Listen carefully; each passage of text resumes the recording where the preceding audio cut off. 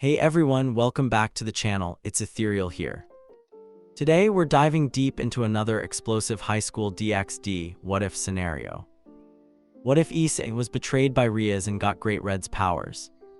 If you're into alternate universes, badass Issei transformations, and twists that change everything, make sure to hit that like button and subscribe because I drop new stories you won't want to miss. Let's set a little challenge. Can we hit 50 likes on this video? I know the DxD fandom's got that kind of power. Let's go Dragons. Alright, grab your headphones, sit back, and get ready to see Issei like never before. The sunset bathed Kuoh Academy in molten gold, the windows of the main building reflecting the dying light. In this magical replica built for the rating game finals, every brick shimmered with anticipation. The world had narrowed to this moment, and for Issei Hayaodu, it felt like a new chapter of his life was about to begin, one written in battle and in bonds. He stood with his friends, his family, at least that's what he'd always believed. Rias Gregori, her scarlet hair falling like silk, stared ahead, eyes sharper than usual. Kiba drew his sword, exchanging a nod with Issei. Akino's hand hovered above crackling electricity. Kaneko crouched, muscles tense and unreadable. Asia pressed her palms together, trembling but resolute. They'd been through so much. For the first time, Issei felt the nerves of the finals eclipsed by a strange chill, something in the way his king's lips pressed together, how she avoided his gaze. He tried to lighten the mood. All right, everyone, last one to knock out Saji has to clean the clubroom for a month, he quipped, trying for bravado. Kiba snorted. Akino smiled almost. Rias' voice was soft but unwavering. Everyone ready. A chorus of agreement, but Kaneko's voice barely rose above a whisper and Akino's eyes darted to Rias, something unreadable flickering in them. The referee's countdown echoed through the field. Magic pulsed. The battle began. Sona's peerage attacked with ruthless precision. Genshuru Saji's balance breaker split the courtyard with rivers of black fire. Issei, always the shield, barreled into the fray, shouting "Boost!" as DxD's power surged through him. For a few wild minutes, the world shrank to a dance of blows and shouts, of swords and lightning and roars of encouragement.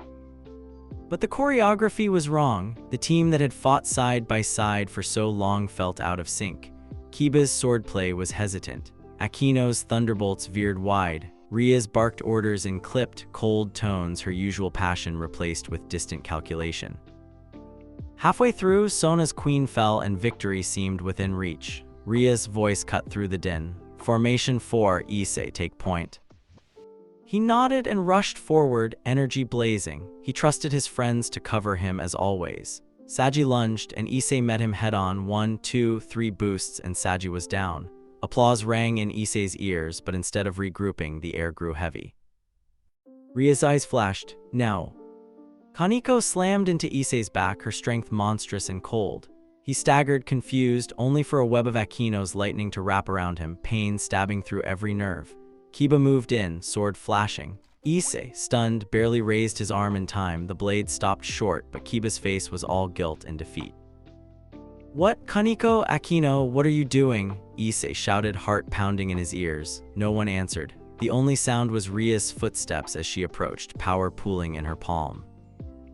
He looked to Asia, who screamed and tried to run to him, but Kiba and Kaneko held her back, eyes shining with tears. Issei struggled, rage and confusion fighting in his chest, but his limbs were sluggish. Akino's lightning had left him weak, the boosted gear's glow flickering.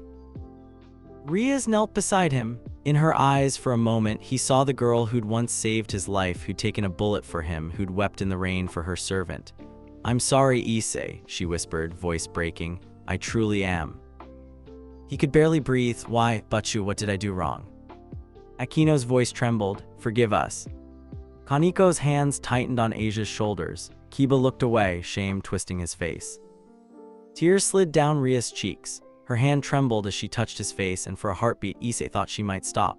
But then magic erupted, scarlet and cold, burning through Issei's body. Pain exploded through him, beyond anything he'd felt. Even dying the first time was nothing compared to this. The boosted gear tried to activate, but the connection was weak, DxD's voice only a dim echo. "No, not by them, not by her." He fell, the ground distant, his vision filled with fragments, Asia's terrified face, Kiba's jaw clenched tight, Akino biting her lip so hard it bled. Kaneko's tears dripped silently onto the stones. He tried to crawl to reach Asia, but everything was so heavy. Blood filled his mouth, his breath ragged. The boosted gear's light guttered out. "DxD, help me," his voice was a hoarse rasp. DxD's reply was barely a whisper in his soul. "Partner, I'm sorry, you fought well." Rias leaned close, her hair brushing his cheek. "I wish things could have been different," she murmured. The heat of her tears burned more than the spell. Issei's world shrank to a pinprick. He clung to her voice, but the shadows swallowed it. Then the final spell hit, crushing and absolute, and his world turned to red static. Somewhere distant, Sona's horrified scream rang out. "What have you done, Rias?" He was falling endlessly, helplessly. His heart cried out in agony, not from the pain, but from betrayal. Not by enemies, but by the people he loved most. No, this isn't how my story ends. The world vanished. There was nothing, no pain, no form, only awareness floating in a sea of black. A thought, a wish, a whisper clinging to what he once was. Somewhere in that endless dark, a presence stirred. The air shimmered and parted as an impossible shape coiled through the void, scales as big as continents, eyes swirling with universes. Great Red, the dragon of dreams, hovered above him, impossibly vast and amused. "You're stubborn," Great Red's voice thundered, sending ripples through the emptiness. "Most mortals fade quickly here." Issei's will flickered, determined. "I can't just disappear, not like this, not without knowing why." Great Red's laughter was an earthquake and a lullaby. "So much pain, little dragon, what do you want?" Issei's soul burned. "I want to know the truth, I want to live, I want to be more than just a pawn." A claw descended, swirling with primordial energy. "You seek vengeance, answers, freedom. I can give you power, but you will become my avatar, my vessel. Can you bear that?" The offer was madness, but Issei had nothing left to lose. "I'll do it. I'll decide my own fate, no matter what." The dragon's laughter shook the cosmos. "Then awaken, Issei Hyodu, and let the world tremble at your return." Light exploded. Issei felt himself burn, not with pain, but with rebirth. Scales crawled beneath his skin, power surged through his veins. He felt the edge of reality, the pulse of the world, the shadow of every dream ever dreamed. His eyes snapped open. Where brown once was, now swirled infinite crimson. He stood at the heart of the ruined battlefield, the air crackling, reality shimmering around him. Magic warped at his command. Every breath was fire. The others were frozen in shock. Rias fell back, face as pale as bone. Impossible. Issei's voice echoed, layered with something primal. "You wanted me gone, Rias. Congratulations, I'm gone, and something new has taken my place." Power surged, the ground melted beneath his feet, glass fusing where his steps landed. Aquino stumbled back. "Issei, what have you become?" He felt the ache of betrayal, but beneath it was something wilder, a hunger for truth, for freedom, for justice on his own terms. "You don't get to decide what I am, not anymore." The world trembled as Surzech's Lucifer and Azazel appeared in twin flashes of power. Surzech's voice boomed. "Enough, stand down." His aura clashed with Issei's, light and crimson battling in the air. Azazel's spear glowed, ready, but his eyes were heavy with regret. "Issei, you have to control yourself. We can fix this, just..." Issei didn't wait for the end of the sentence. Wings erupted from his back, enormous, crimson, and wild. He leapt skyward, shattering the ground as he went, leaving chaos and silence behind. "Issei, wait!" Ria's voice shattered as she reached for him, but he was already gone, a streak of burning red against the darkening sky. Below, the field was ruins. Asia collapsed beside Rias, sobbing. Kaneko wept quietly. Kiba stared at his bloodied hands. Aquino covered her mouth, silent tears streaming. Sona's team could only watch in mute horror. Surzech and Azazel stood amidst the destruction, uncertain. "This is only the beginning," Surzech whispered, his voice heavy. Far above, Issei soared into the night, heart pounding with power and pain. He was alone now, reborn, betrayed, and burdened with the unimaginable. Great Red's voice echoed in his mind, proud and ominous. "You are remade, little dragon, but power comes at a cost. Be wary of your heart." Issei gazed into the abyss of stars, fists clenched, fire burning in his chest. "I'll find my own answers if the world tries to stop me." Space rippled with every beat of his wings. "I'll break it, I'll decide what comes next." The night of crimson shadows has ended. The world will never be the same. Issei's first awareness was of falling. Not the headlong rush of a body in space, but a slow, sinking descent into a darkness so complete it swallowed even thought. At first, there was only silence, a silence that pressed against him, thick and suffocating, as if the whole universe held its breath. He tried to speak, but there was no mouth, no air, no body, just the echo of himself like a candle flame guttering in a vast void. Panic scratched at the edges of his mind, a raw animal fear. He tried to call out Rias, Asia, DxD, but their names faded as soon as he thought them, swallowed by that relentless nothing. He had no idea how long he drifted. Time didn't exist here. Seconds might have been hours, years, a heartbeat, but eventually something stirred. The darkness shifted, rippling with colorless waves. Shapes appeared, faces, memories flickering like reflections on black water. He saw himself, a child in a sunlit park, chasing after a ball. He saw his mother's smile, his father's hand ruffling his hair, the laughter of classmates who never knew the truth about him. Then the memories grew darker, sharper. The moment Rias first appeared above his bleeding body, crimson hair a halo, eyes full of purpose. The first time he'd seen Asia smile after being rescued. Every late-night meal, every clubroom prank, every confession of fear shared among friends who'd become more than friends. But as each image played, it twisted, warped. The warmth faded, replaced by coldness, by the look in Ria's eyes as she whispered, "I'm sorry, Issei," just before her magic tore him apart. Pain flared, not in flesh but in the soul. Issei tried to scream, but the void devoured even that. All he could do was watch as the images looped, betrayal playing over and over, each time sharper, deeper, as if the universe wanted him to feel it forever. A new presence pressed in, not hostile, not comforting, just immense. The darkness thinned. Red light bled through cracks in the void, slow at first, then in torrents. Issei felt heat, weight, pressure, as if the world itself bent around a single point. He wasn't alone anymore. Something huge approached, something ancient, coiled in power and dreams. A pair of eyes opened, galaxies swirling in their depths. The form that emerged was impossible to measure.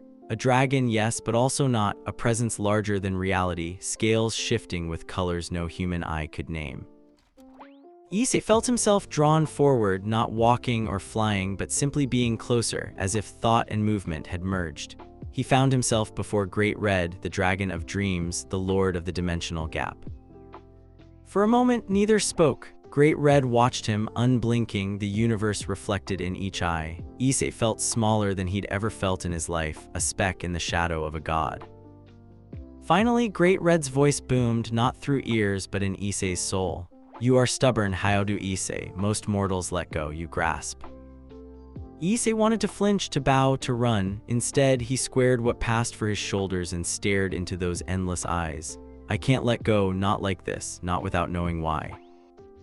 Great Red's mouth curled, not quite a smile, more a ripple of amusement. "Why indeed? Betrayed by those you trusted, abandoned by the ones you loved, rage and pain tie you here." Issei felt the words press on old wounds. I don't want to just fade away. I want to know the truth. I want a chance to live, to decide for myself." Great Red's laughter was the sound of universes being born. A mortal's wish, as old as time. "But you are not quite mortal anymore, are you? You bear the scent of dragons, and now you hover between death and rebirth. How deliciously chaotic." For the first time, Issei felt something like hope, a spark. "Are you offering me a deal? Perhaps, or perhaps I am merely curious what a little pawn might do given the powers of a king. But all power has cost, Issei Hyodu, especially my power." Issei's heart, if he even still had one, thudded in the emptiness. What's the cost? Great Red's eyes glowed, deep and dangerous. "Your soul will carry my mark. My presence will become your shadow. You will gain the power to shatter destiny, but you will never be just human again. You will be feared, hunted, worshipped, hated. All that you were will be burned away. And you must bear the consequences, not just for yourself, but for the world you touch." A long silence, the gravity of it nearly broke him. He remembered the pain in Rias' eyes, the way Asia reached for him, the guilt tearing at Akino, Kaneko, and Kiba. He remembered his promise to protect, to never run away. He remembered the feeling of helplessness, of being a pawn on someone else's board. He clenched invisible fists. "I'll pay it. No one gets to decide my fate but me. If I become a monster, so be it. At least I'll be a monster on my own terms." Great Red's laughter shook the void. "Very well, then let us see what you become, Crimson Dragon."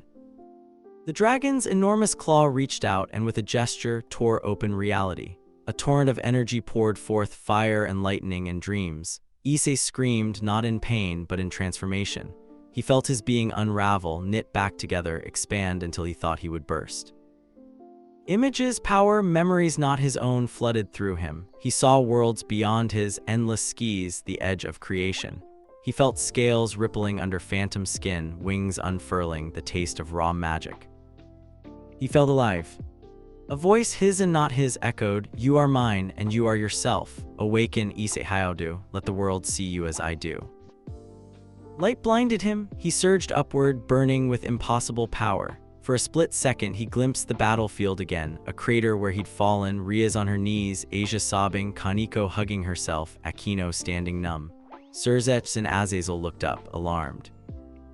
But Issei didn't land. He hovered above the earth, new wings beating at the air. His senses exploded.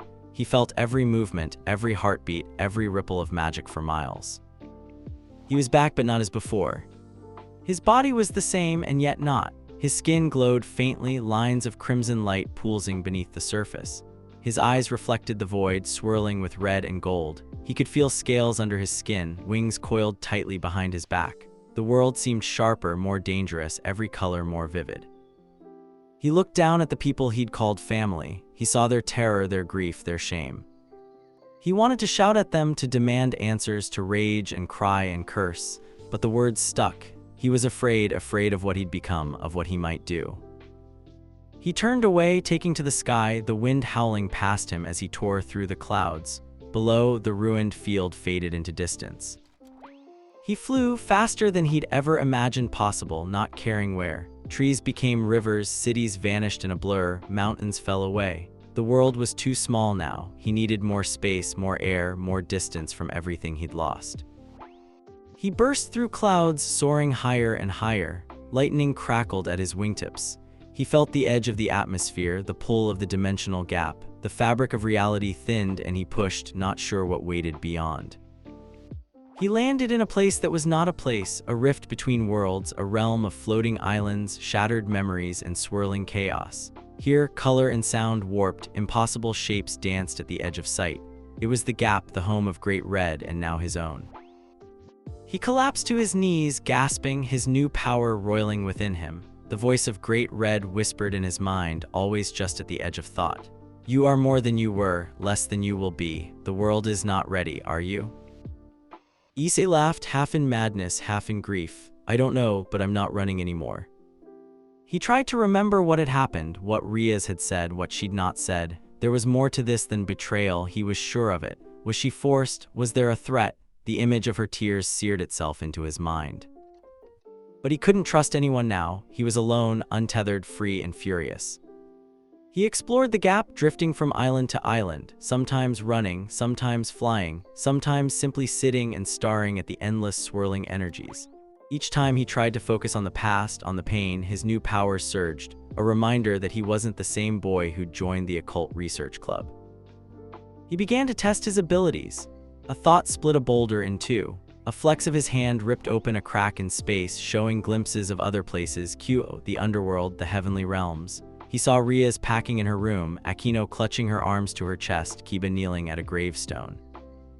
He slammed the rift shut, unable to bear it.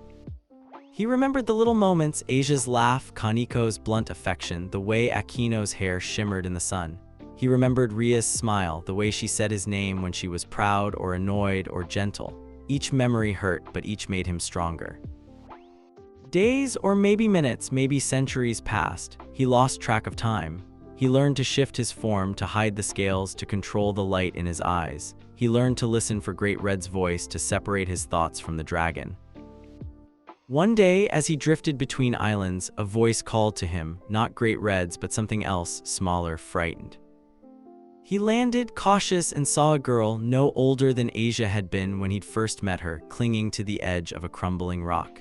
Shadows swirled around her, threatening to drag her away. Issei hesitated. Was it a trap, an illusion? But her eyes were wide with terror, her voice barely more than a whisper. "Help me, please, I'm lost, can you help?" Without thinking, Issei leapt, catching her hand. His grip was sure, stronger than before, but gentle. He pulled her to safety, scattering the shadows with a sweep of his wing. The girl collapsed, sobbing, "Thank you, I was so scared, I thought I was going to disappear." Issei knelt beside her, his voice softer than he felt. "You're safe now, what's your name?" She shook her head, tears streaking her face. I don't remember, I just know I don't belong here, everything hurts." Issei stared at her, realizing for the first time that maybe he wasn't as alone as he thought. There were other souls lost in the gap, other victims of betrayal, abandonment, or just cruel fate. He wrapped his wing around her, sheltering her from the chaos. "It's all right, I don't belong here either, but maybe we can help each other." The girl nodded, calming. "You feel warm like a dragon, are you a bad guy?" Issei smiled, the answer coming easier than he expected. "Maybe, but I'll try not to be." They sat together, watching the wild lights of the gap. For the first time since his death, Issei felt something close to peace. That night, as he drifted in and out of sleep, Great Red's voice returned, proud and sly. "You begin to understand, little dragon, power alone is nothing. It is how you use it that matters. Will you destroy or will you save?" Issei thought of Rias, of the pain and the love tangled together. He thought of the world he'd left behind, the new world he might build. "I don't know yet," he replied, "but I'll choose for myself." In the darkness, a red star blazed, a promise and a warning. The void had not broken him, it had only begun to forge him anew. Issei Hayaodu was dead, but something greater had awakened in his place. For a long time, there was only the gap, its shifting colors, impossible echoes, and emptiness more absolute than death. Issei drifted on an island of stone, his only companion the nameless girl he'd saved, who clung to his arm like a frightened child clinging to the only adult left in the world. The two of them sat on the edge of the rock, legs dangling over an endless sea of roiling chaos, the air tinged with the smell of ozone and thunder. Sometimes, Issei wondered if he'd actually died. Maybe this was punishment for everything, for being too weak, too trusting, for failing to see the knives behind the smiles. He couldn't remember how long he'd been here. Time itself was strange in the gap, stretched and folded like origami. Maybe he'd been here for hours, maybe for centuries. But the ache in his chest, the sense of unfinished business, never dulled. The girl Issei still called her kid because she didn't remember her name, sat beside him, feet kicking at the mist. She watched him with wide, hungry eyes, studying his every move. "Do you miss your home?" she asked one day, voice small and careful. He was silent a long time, watching a bolt of red lightning split the horizon. "Yeah," he said finally, "I miss it. Even with all the crap that happened, I miss them." The kid hugged her knees, nodding. "I miss my home too, I just can't remember where it is." She looked at him, uncertain. "Will you leave me here when you go back?" Issei looked at his hands. They didn't tremble anymore. Maybe he was just too tired, or maybe the dragon's power inside him made him less human than before. "I don't know if I can go back," he said, the truth tasting bitter. "And if I do, I'm not sure it'll be as the same person, but I'll make sure you're safe, okay? That's a promise."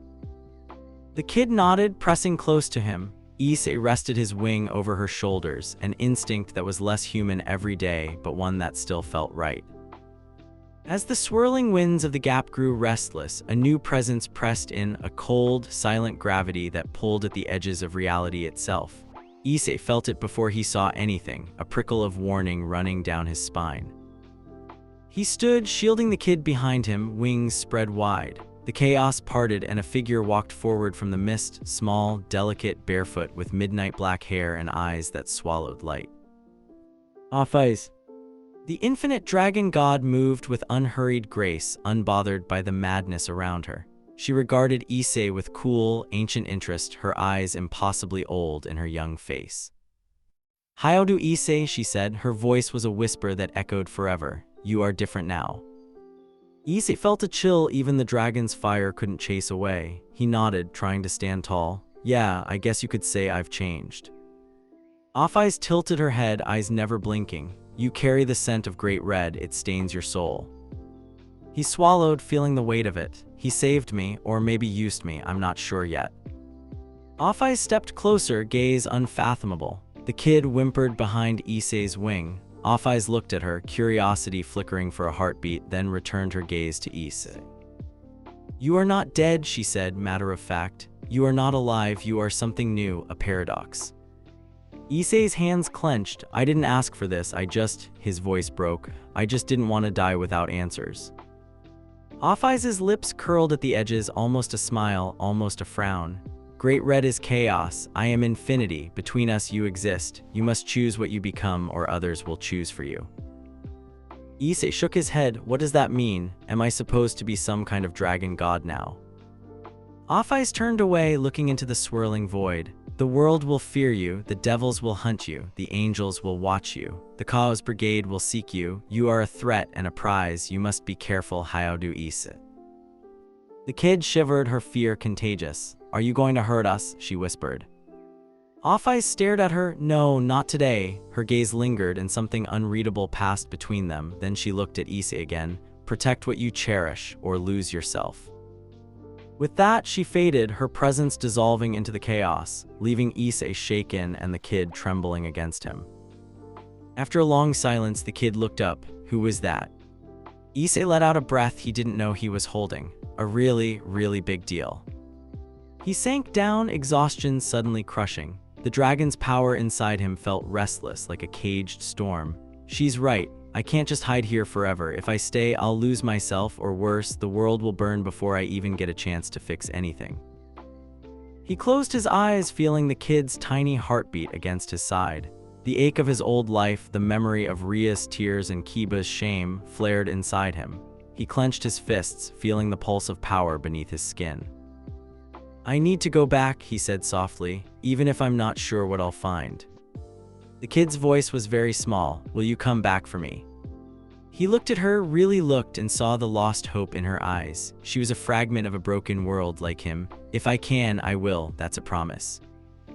He ruffled her hair. It was a human gesture, but somehow it made her smile.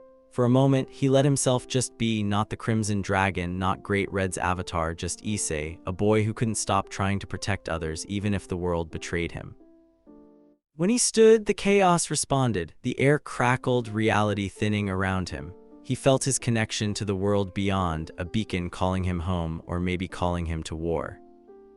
He looked back one last time at the kid. Stay safe, find others if you can, you're stronger than you think. She hugged his leg, silent, and then let him go. Issei closed his eyes. The power inside him surged, building and building until he thought he might explode. Wings unfurled, burning with red fire, and the gap itself bent to his will. He gathered everything that made him who he was, his pain, his hope, his anger, his love, and poured it into a single thought.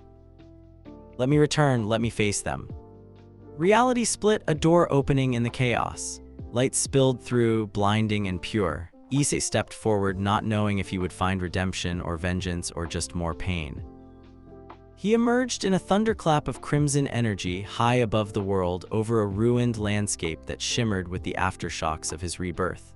For a moment, he hung in the sky, wings beating against the air, eyes burning with power. Below him, the city of Kuoh sprawled, a patchwork of familiar rooftops, school buildings, streets where he'd once run and laughed and dreamed. But now everything looked smaller, more fragile. He could see everything, feel everything, the pulse of magic from the Gregori estate, the flicker of angelic auras, the subtle thread of fallen hiding at the edges. He inhaled and the world filled his senses. His body was whole again, but different, taller, stronger, his skin marked with faint red lines that shimmered with every movement. His eyes were twin storms, reflecting the gap. His wings felt too big for this world, but he forced them to shrink, wrapping around his shoulders like a cape.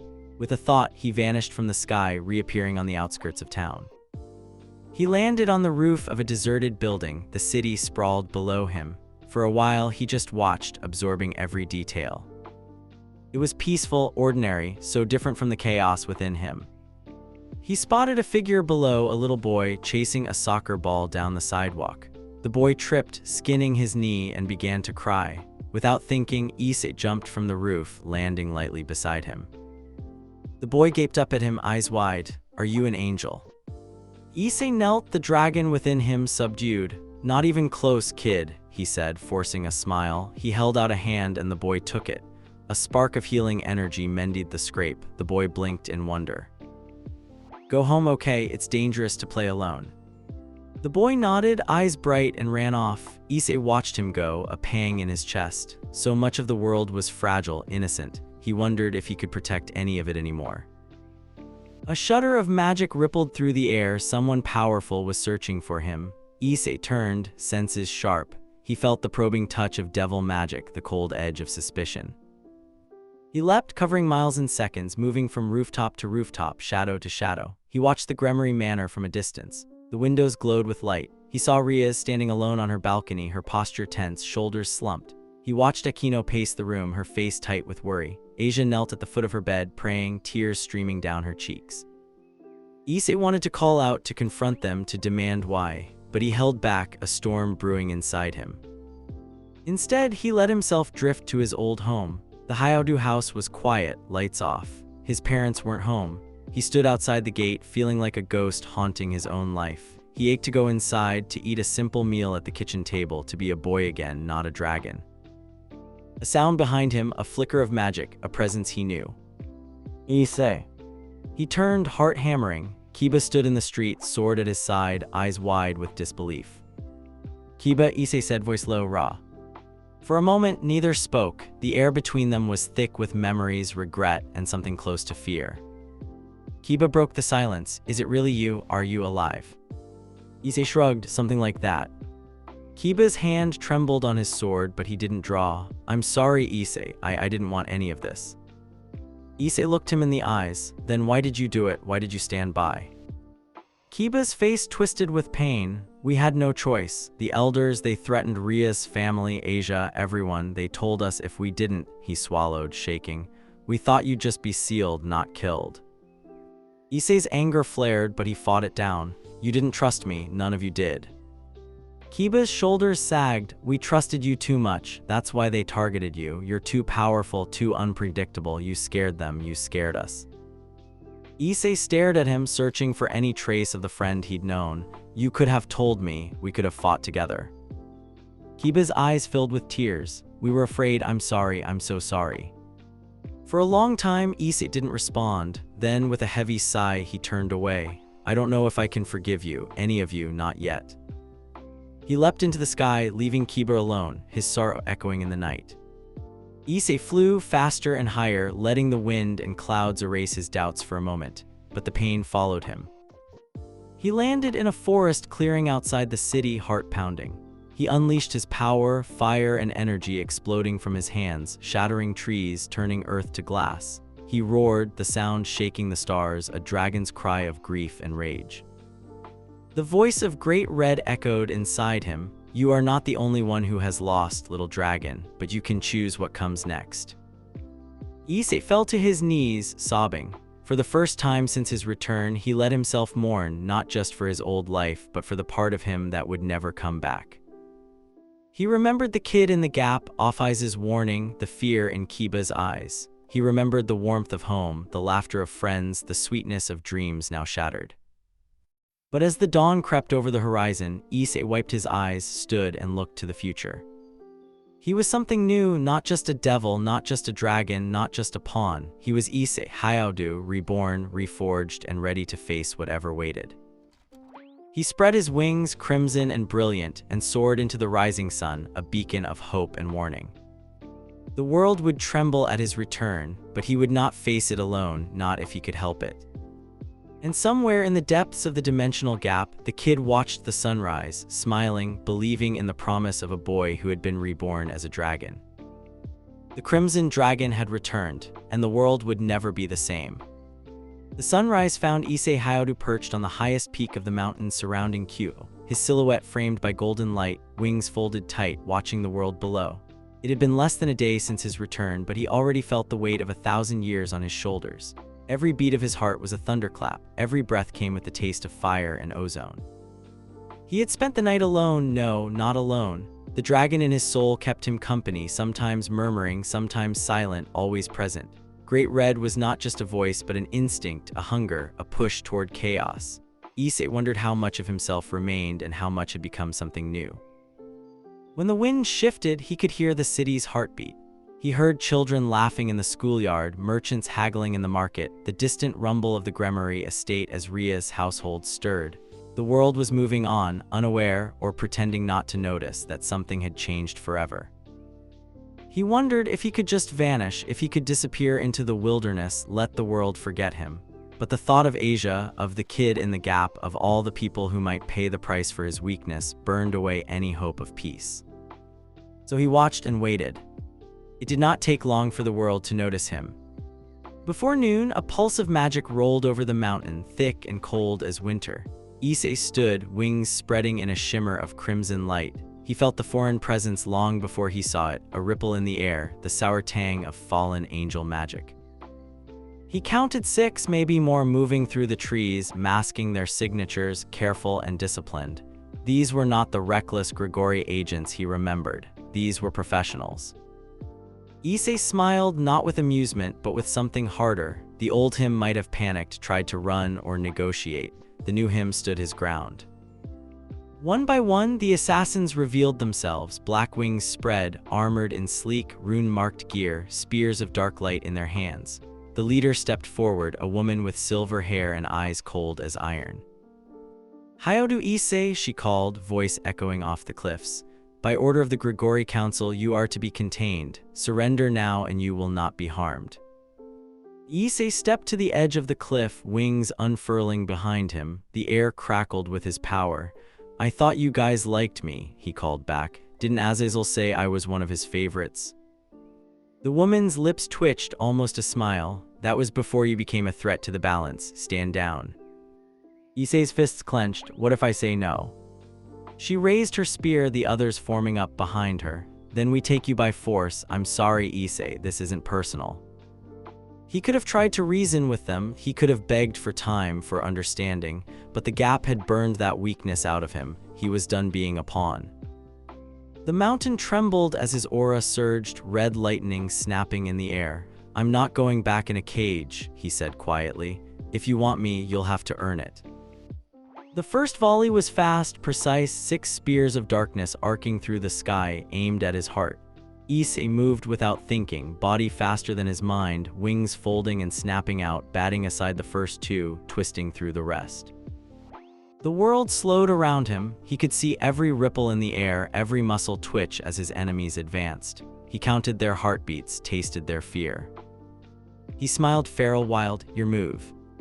The leader attacked first, moving with terrifying speed. Her spear met his gauntlet in a shower of sparks, magic grinding against magic. Issei spun, catching the shaft, snapping it with a flick of his wrist. She staggered, eyes wide, but the others closed in, forming a deadly circle. For a moment, he let them think they had him. He felt the pressure, the pain, the way their magic burned against his skin. He let it remind him what he was fighting for. Then he exploded. Power surged from him in a crimson wave, flattening trees, shattering stone, blowing the assassins back. He moved like lightning, grabbing one by the collar, hurling him into a boulder. Another tried to flank him, but Issei caught her with a backhand, sending her tumbling through the air. The leader rallied, chanting a binding spell. Chains of black fire wrapped around Issei's arms and chest, biting deep. He roared, the sound shaking the sky, and the chains shattered like glass. "You don't get it," he snarled. "You can't hold me anymore, no one can." The assassins regrouped, desperation in their eyes. The leader raised a crystal, chanting in a tongue Issei didn't recognize. Magic surged, a portal opening behind her, a rift into the dimensional gap. Issei's eyes narrowed. "You're going to try and banish me." She nodded, grim. "If we can't kill you, we'll send you where you belong." He laughed, the sound wild and furious. "You think I'm afraid of the gap? I own it now." He surged forward, wings unfurling, power pouring from every pore. The assassins tried to stand their ground, but he was unstoppable. He moved through them like a storm, not killing. He was done with senseless death, but breaking their weapons, stripping their magic, leaving them gasping and helpless on the ground. The leader was the last to fall, her spear shattered, her armor cracked. She looked up at him, fear finally breaking through her calm. "Why?" she whispered. "Why fight so hard?" Issei knelt, his eyes glowing. "Because I won't be a victim anymore, and I won't let anyone else decide what happens to me." She closed her eyes, accepting her defeat. Issei reached out, touching her forehead with 2 fingers. Power flowed, erasing the spell that would have sent him back into the gap. "Go home," he said softly. "Tell Azazel I'm not his enemy, but I won't be hunted." She nodded, vanishing in a swirl of black feathers. The others followed, dragging their wounded away. In moments, Issei was alone again, the mountain shattered beneath his feet. He stood, breathing hard, feeling the dragon's power settling inside him. He looked at his hands that could have killed, but didn't. Maybe there was hope for him yet. A voice echoed in his mind, not great red, but softer, familiar. Issei. He turned, searching. The world shimmered, and for a moment he saw Asia kneeling in the Gregori gardens, hands clasped in prayer. "I'm sorry," she whispered, tears streaming down her cheeks. "Please come home." Issei reached out, but she vanished, a ghost of memory. The ache in his chest deepened. He leapt from the mountain, flying low over the trees, seeking solace in motion. The world blurred past, a rush of green and gold and blue. He flew for hours, losing himself in the wind. He found himself back at the border of the dimensional gap, the place where reality grew thin. He hovered there, feeling the pull, the call of the void, the home of dragons. He hesitated. Part of him wanted to dive back in, to vanish into chaos and leave the world behind. But another part, stubborn, human, clung to hope. He landed on a fragment of floating rock, the gap swirling below. The air here was thick with power, every breath a challenge. He let his mind wander, reaching out with senses he was still learning to control. He felt others in the gap, spirits, monsters, echoes of lost souls. Somewhere out there, the kid wandered, and Issei wondered if she'd found her name yet, if she'd made friends or simply learned to survive. He closed his eyes, letting the energy flow through him. He called up the memory of Rias' face, her pain, her regret. He remembered Kiba's apology, Asia's prayer, Akino's silent tears. He remembered the betrayal, but also the love that came before it. "I'll come back," he promised the void, "but on my terms, not as a pawn, not as a weapon, as myself." A ripple ran through the gap, a sign that someone or something was listening. He stood, stretching his wings, and felt the world shift around him. He was not alone. A new presence entered the gap, a ripple of silver light, a voice like bells. "How do Issei?" it called. "You are summoned." He turned, wary. A woman stood before him, not a dragon, not a devil, but something older. She wore robes of starlight, her eyes endless and calm. "Who are you?" he asked, ready for a fight. She smiled, serene. "A messenger. The Dimensional Council wishes to speak with you." Issei frowned, memories of Offai's warning fresh in his mind. "The Council, why?" She shrugged, a gesture that seemed both human and ancient. "You are an anomaly, a paradox. The balance trembles. They must decide what you will be." Issei gritted his teeth. "No one gets to decide that but me." She nodded as if pleased. "Then come, show them." She raised a hand and the gap parted, revealing a corridor of light. Issei looked back at the world he'd left, the city, the mountains, the people he loved and hated and missed. He took a deep breath, letting the dragon's fire fill him. He stepped into the light. The corridor twisted, folding space and time. He felt the weight of 1,000 worlds pressing down on him, the gaze of gods and monsters watching. He emerged in a vast hall, pillars of crystal soaring into darkness, the floor a mirror reflecting infinite realities. Around him stood beings of every kind, gods with faces like the sun, dragons older than stars, angels and devils, and things that had never known a name. At the center, a throne of light and shadow. On it sat a figure shrouded in mist. "The Council." "How do Issei?" the figure intoned, voice booming. "You stand accused of breaking the balance. The fate of all worlds may rest on your soul. What do you have to say?" Issei stood tall, wings flaring. "I'm not here to be judged, I'm here to live." A murmur ran through the assembly. Some scowled, others smiled, a few nodded in approval. The figure leaned forward. "You must be tested. Prove you are more than chaos. Prove you can choose." Issei squared his shoulders. "Fine, bring it on. I'm done running." A portal opened beneath his feet, sucking him down into a maelstrom of memory and fear. As he fell, he heard Great Red's laughter, Offai's whisper, the echo of all he had lost and all he might become. Issei braced himself. He was the Crimson Dragon now, and the world would hear his roar. The world turned inside out. One instant, Issei was standing before the Dimensional Council, wings spread, every eye in the infinite hall trained on him. The next, he was falling through darkness, a tunnel of shattered mirrors, each reflecting a different version of his life. Voices shouted, whispered, screamed. Faces flickered in and out of focus. His own, Rias, Asia's, Kiba's, Akino, and faces he didn't recognize, warped by rage or regret. A chill ran down his spine as he tumbled through memory and possibility, the boundaries between past, present, and future blurring. It was like dying all over again, only this time there was no peace in the void, just a cacophony of broken dreams. He landed, hard air whooshing from his lungs. Grass prickled his fingers. For a split second, everything was normal: blue sky overhead, sun warm on his face. He heard birds, distant laughter, the faint chime of school bells. He pushed himself up, blinking. He was at Kuoh Academy, the real one, not the battlefield from the raiding game, but the ordinary school where he'd spent so much of his human life. He wore his old uniform. His hands were free of the crimson lines, his body small and familiar again. Was this a trick, an illusion, or had he somehow gone back? Before he could move, a familiar voice rang out behind him. "Oi, Hyodu, get your head out of the clouds or you'll be late for club." Issei spun. Matsuda and Madohama trotted up, laughing, books under their arms, faces bright and unscarred by supernatural conflict. For a heartbeat, Issei almost forgot, almost believed he was home. But as he stared at his friends, a cold certainty bloomed inside him. This was a test. He played along, following the two perverts through the corridors, the old banter rolling off his tongue without effort. He passed teachers, classmates, faces he'd never thought to see again. It all felt so real: the hum of the fluorescent lights, the scuffed floor, the smell of cafeteria curry. He saw Asia giggling with Kaneko outside the clubroom, Akino waving from a window. Rias stood at the center of it all, radiant, untouched by grief or regret.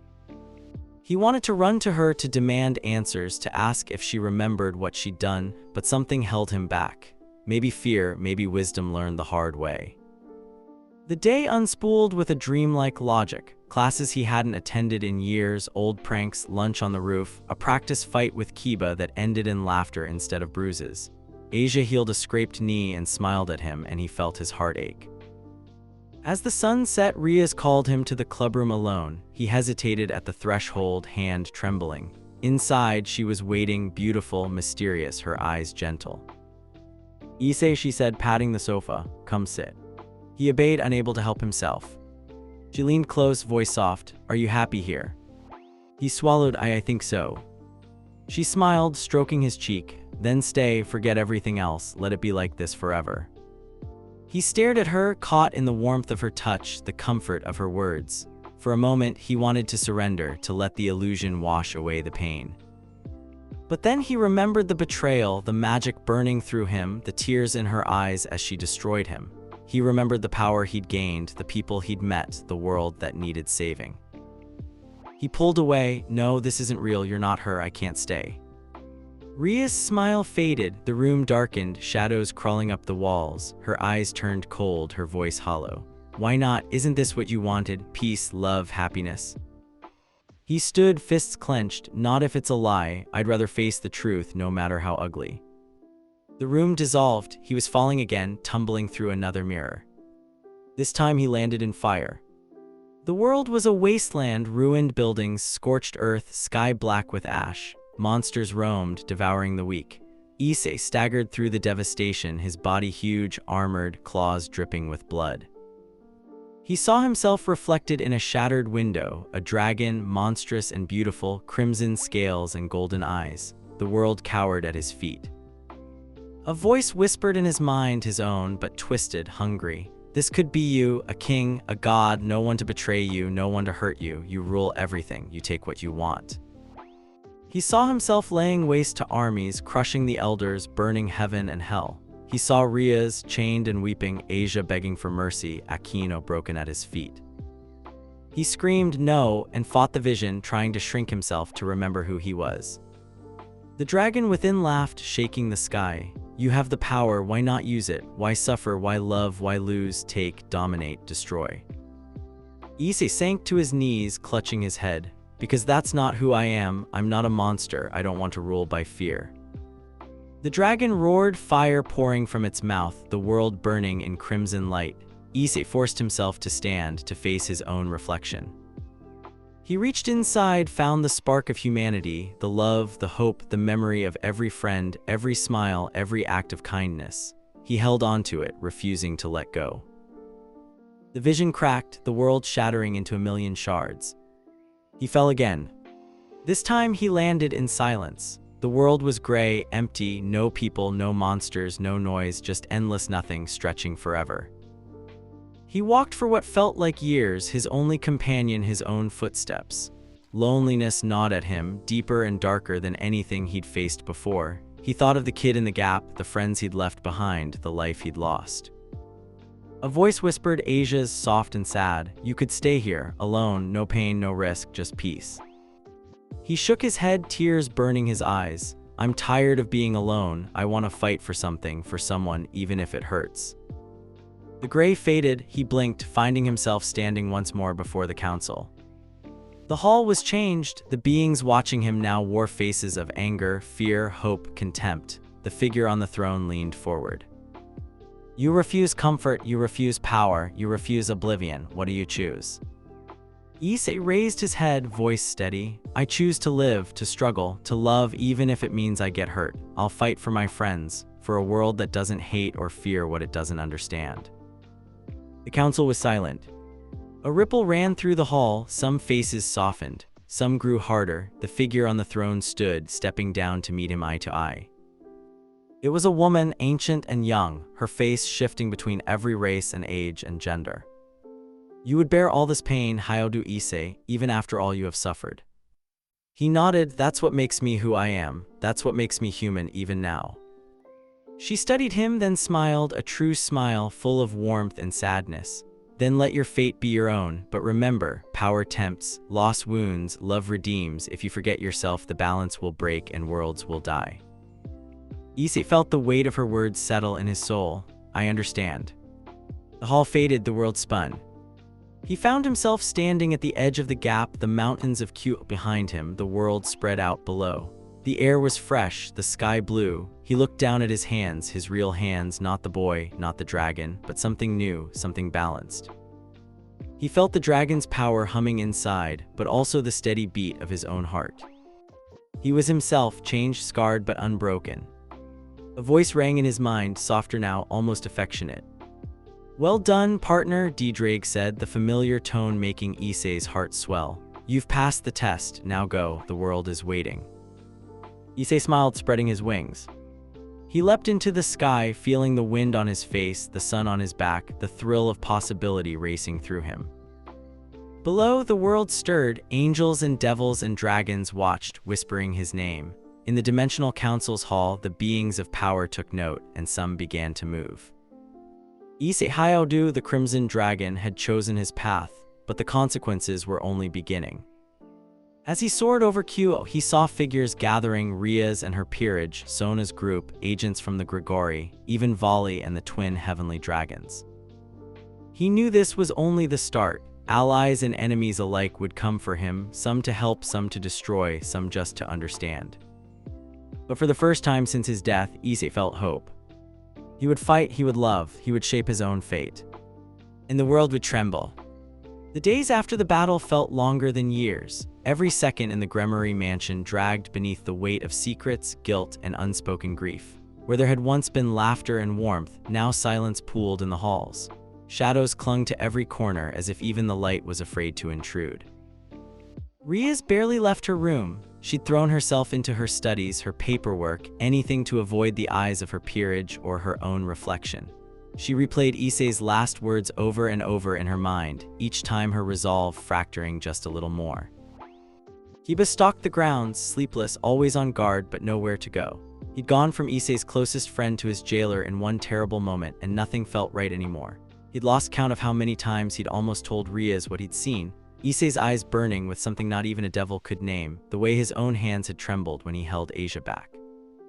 Haniko was a ghost, drifting through the corridors, her footsteps as quiet as her sobs. She barely ate, barely spoke.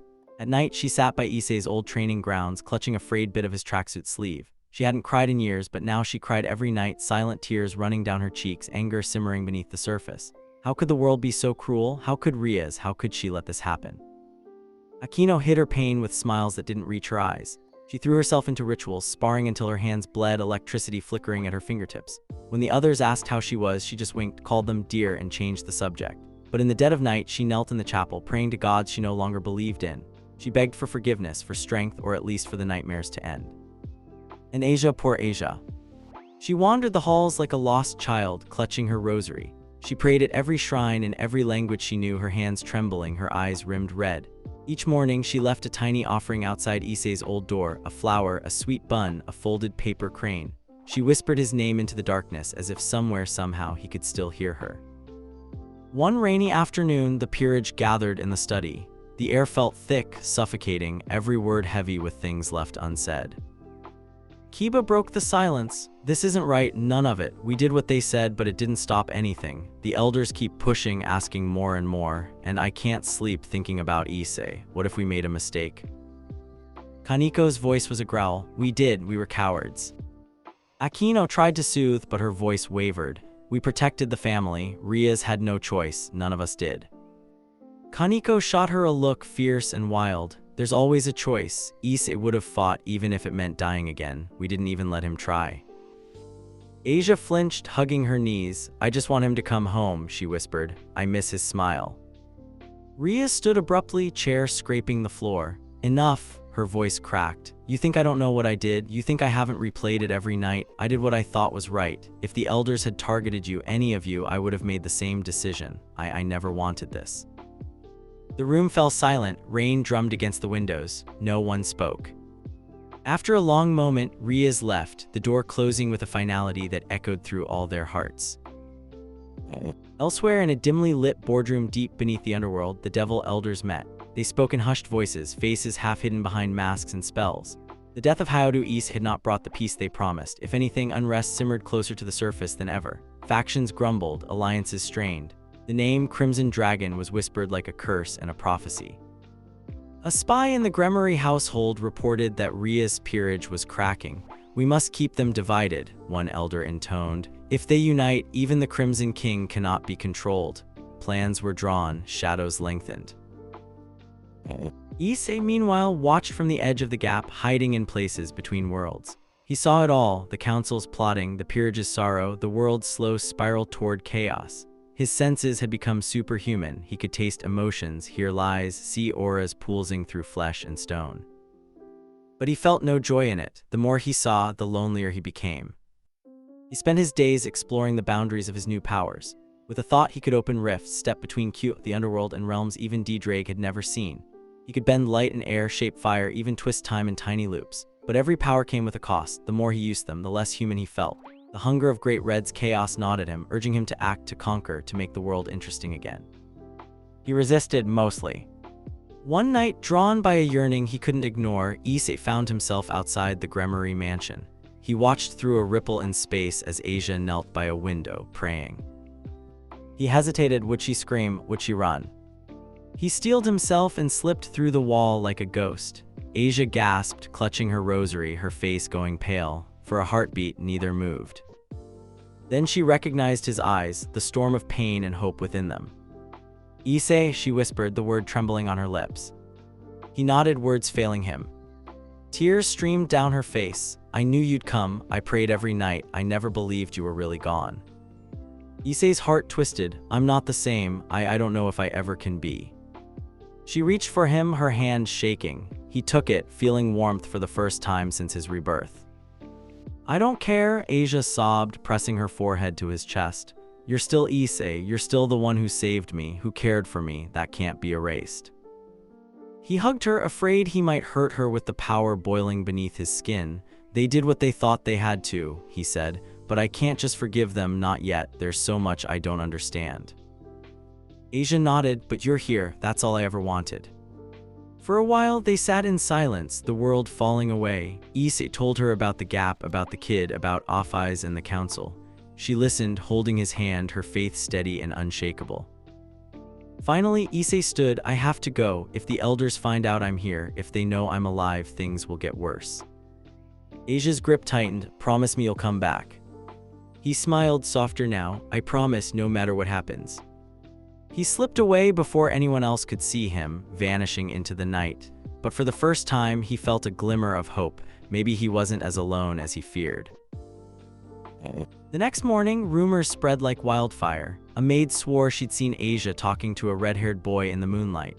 Rias' paranoia spiked. She doubled security, grilled Asia with questions, but the girl said nothing. Kaneko watched, suspicious, her nose twitching at the faint scent of dragonfire lingering in the halls.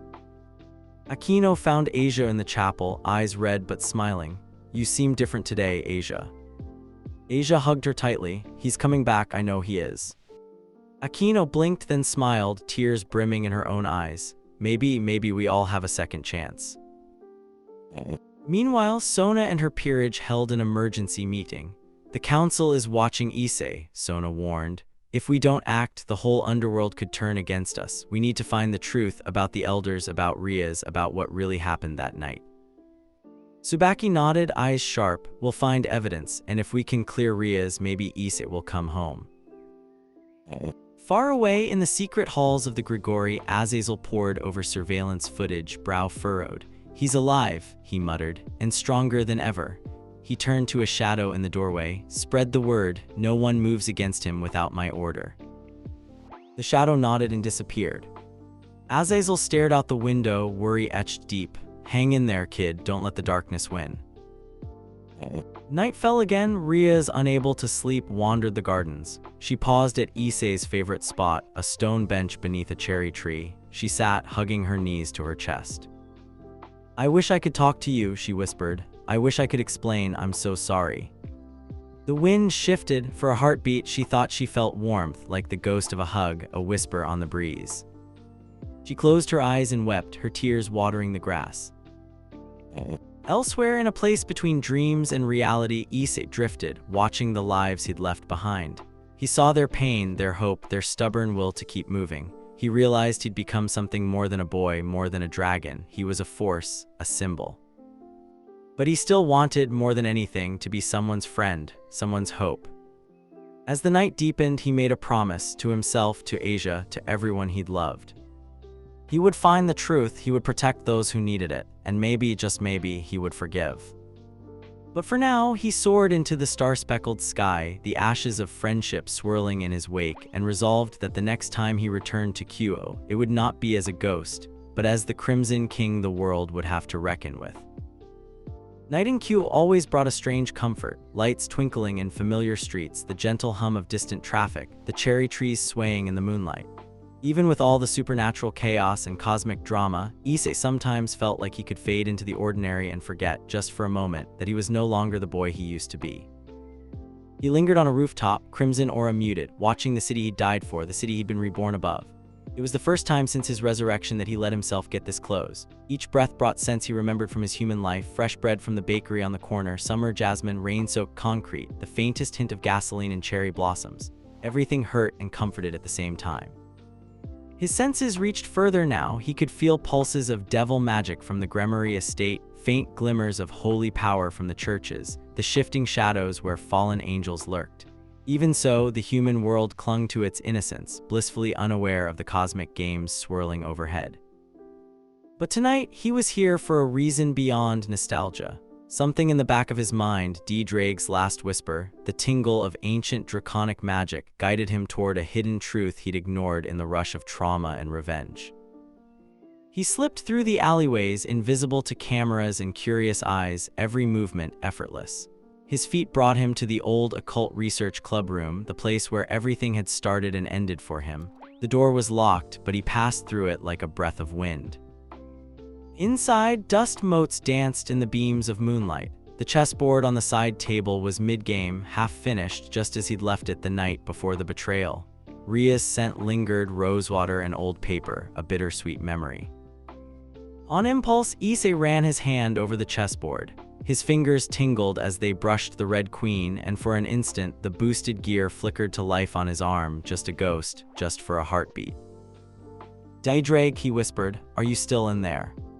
A faint warmth answered, a fragment of consciousness, battered but proud. "Partner," the voice rasped, thin as smoke, "you survived. You became more than I ever dreamed." Tears pricked at Issei's eyes. "I didn't want to, not like this." "No one chooses their trial," DxD replied, "but you have a choice now. Look for the truth hidden in the ashes. There's something you must see." The vision shifted. Issei saw in the back of his mind a memory he'd ignored. The last night before the raiding game, when he'd heard Rias arguing with someone outside the clubroom, her voice trembling, words muffled by magic. The memory twisted, showing him something he hadn't noticed then, a sigil on the door, faint and complex, woven from devil energy and something darker. A ward not just to keep out eavesdroppers, but to suppress the will of anyone inside. Issei shivered. They made her do it, they forced them all. The truth is tangled, DxD warned. Not all is as it seems. Beware of shadows within and without. Issei pressed his hand to the chessboard, and for a moment he felt DxD's strength bolster him, enough to stand straighter, to remember who he was. "Thank you, partner," he whispered. The boosted gear faded, but a new resolve burned in his veins.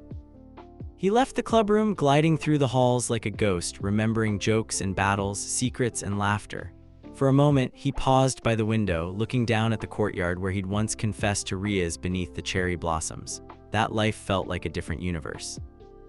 He forced himself onward, heart pounding, until he reached the Hyaodu family home. The little two-story house looked unchanged, flower pots in the yard, his mother's wind chimes singing on the porch, light spilling from the kitchen window. Issei hesitated at the gate, every instinct warring with longing. Could he see them? Could he risk it? He watched through the kitchen window, heart aching. His mother hummed as she washed dishes, his father read the newspaper, their faces calm, unburdened by the chaos he now carried. For a long time he just stood there, invisible, listening to the comfort of home. He heard his mother's voice, soft and clear. "I hope Issei's eating well at that dorm, he never writes." His father chuckled, "That boy's got a big appetite, he'll come back when he gets hungry enough." A lump formed in Issei's throat. He wanted nothing more than to walk in, to hug them, to eat a meal at the old table. But he knew it would bring only danger. The elders would use them, everyone would. It was better to love them from afar. He left a single red feather on the doorstep, a quiet promise. "I'm still here, I haven't forgotten." As he turned to leave, a sudden chill prickled at the edge of his senses. A ripple of power, ancient, familiar, challenging. Vali.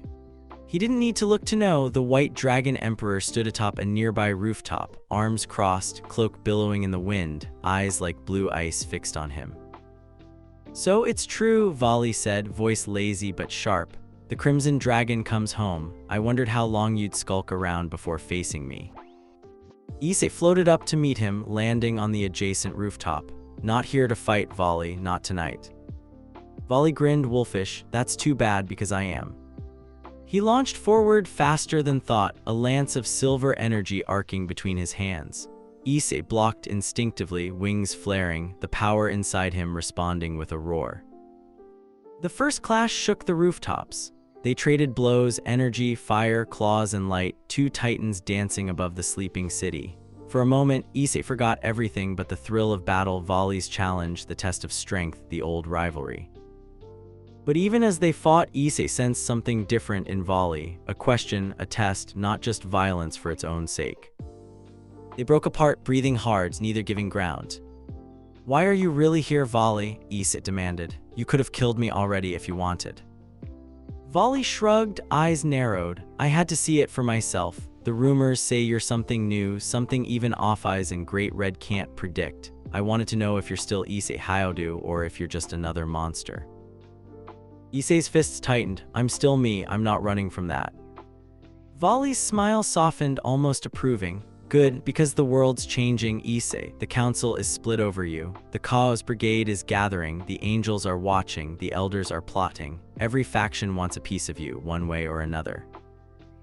Issei felt the weight of it all pressing down. "What about you? Are you here to join them or to stand against me?" Vali considered. "I'm here to challenge you, to make sure you don't lose yourself. You've got more power than anyone, but if you let it rule you, I'll be the one to put you down." Issei laughed, the sound raw and real. Same old Vali. Vali's gaze turned serious. "But if you stay true, if you fight for yourself, for your friends, then maybe, just maybe, we'll both get to see what happens when dragons stop being pawns and start being kings." Issei nodded, the old rivalry rekindled as something deeper, respect, maybe even a strange friendship. Vali straightened, brushing dust from his coat. "There's another reason I'm here. There's a new player in town, a group calling themselves the Dimensional Council's Hand. They're watching everyone connected to you. Be careful who you trust, Issei. The next move won't be subtle." He tossed a coin silver etched with draconic runes at Issei. If you need to talk or fight or just blow off steam, you know where to find me. Issei caught the coin, feeling its weight, a promise, a warning, a challenge. As Vali faded into the night, Issei stood alone on the rooftop, the city sprawling beneath him. He looked at the coin, then up at the stars. He felt DxD's presence, silent and steady, and he made a vow. I'm not done yet, not by a long shot. He leapt into the sky, wings blazing, flying higher than he'd ever dared. Far below, the world kept turning, families laughing, friends grieving, enemies plotting. But for the first time in days, Issei felt less lost. He had pieces of the truth, allies and rivals, and a path forward. As he soared above Kuoh, the shadows of the past fell away, replaced by a new determination. Issei Hyodu, human, devil, dragon, would face the future, no matter what it held. Issei had soared through endless skis, thundered across the cracked border between realities, and fought beings that only whispered their names in the darkness of the gap. But nothing compared to the presence that pulled him now, a call that rippled through every fiber of his being, drawing him like gravity toward a place no map could mark. The journey was not flight, not movement, but something deeper. One moment he hovered above Kuoh, wings beating in time with his racing heart.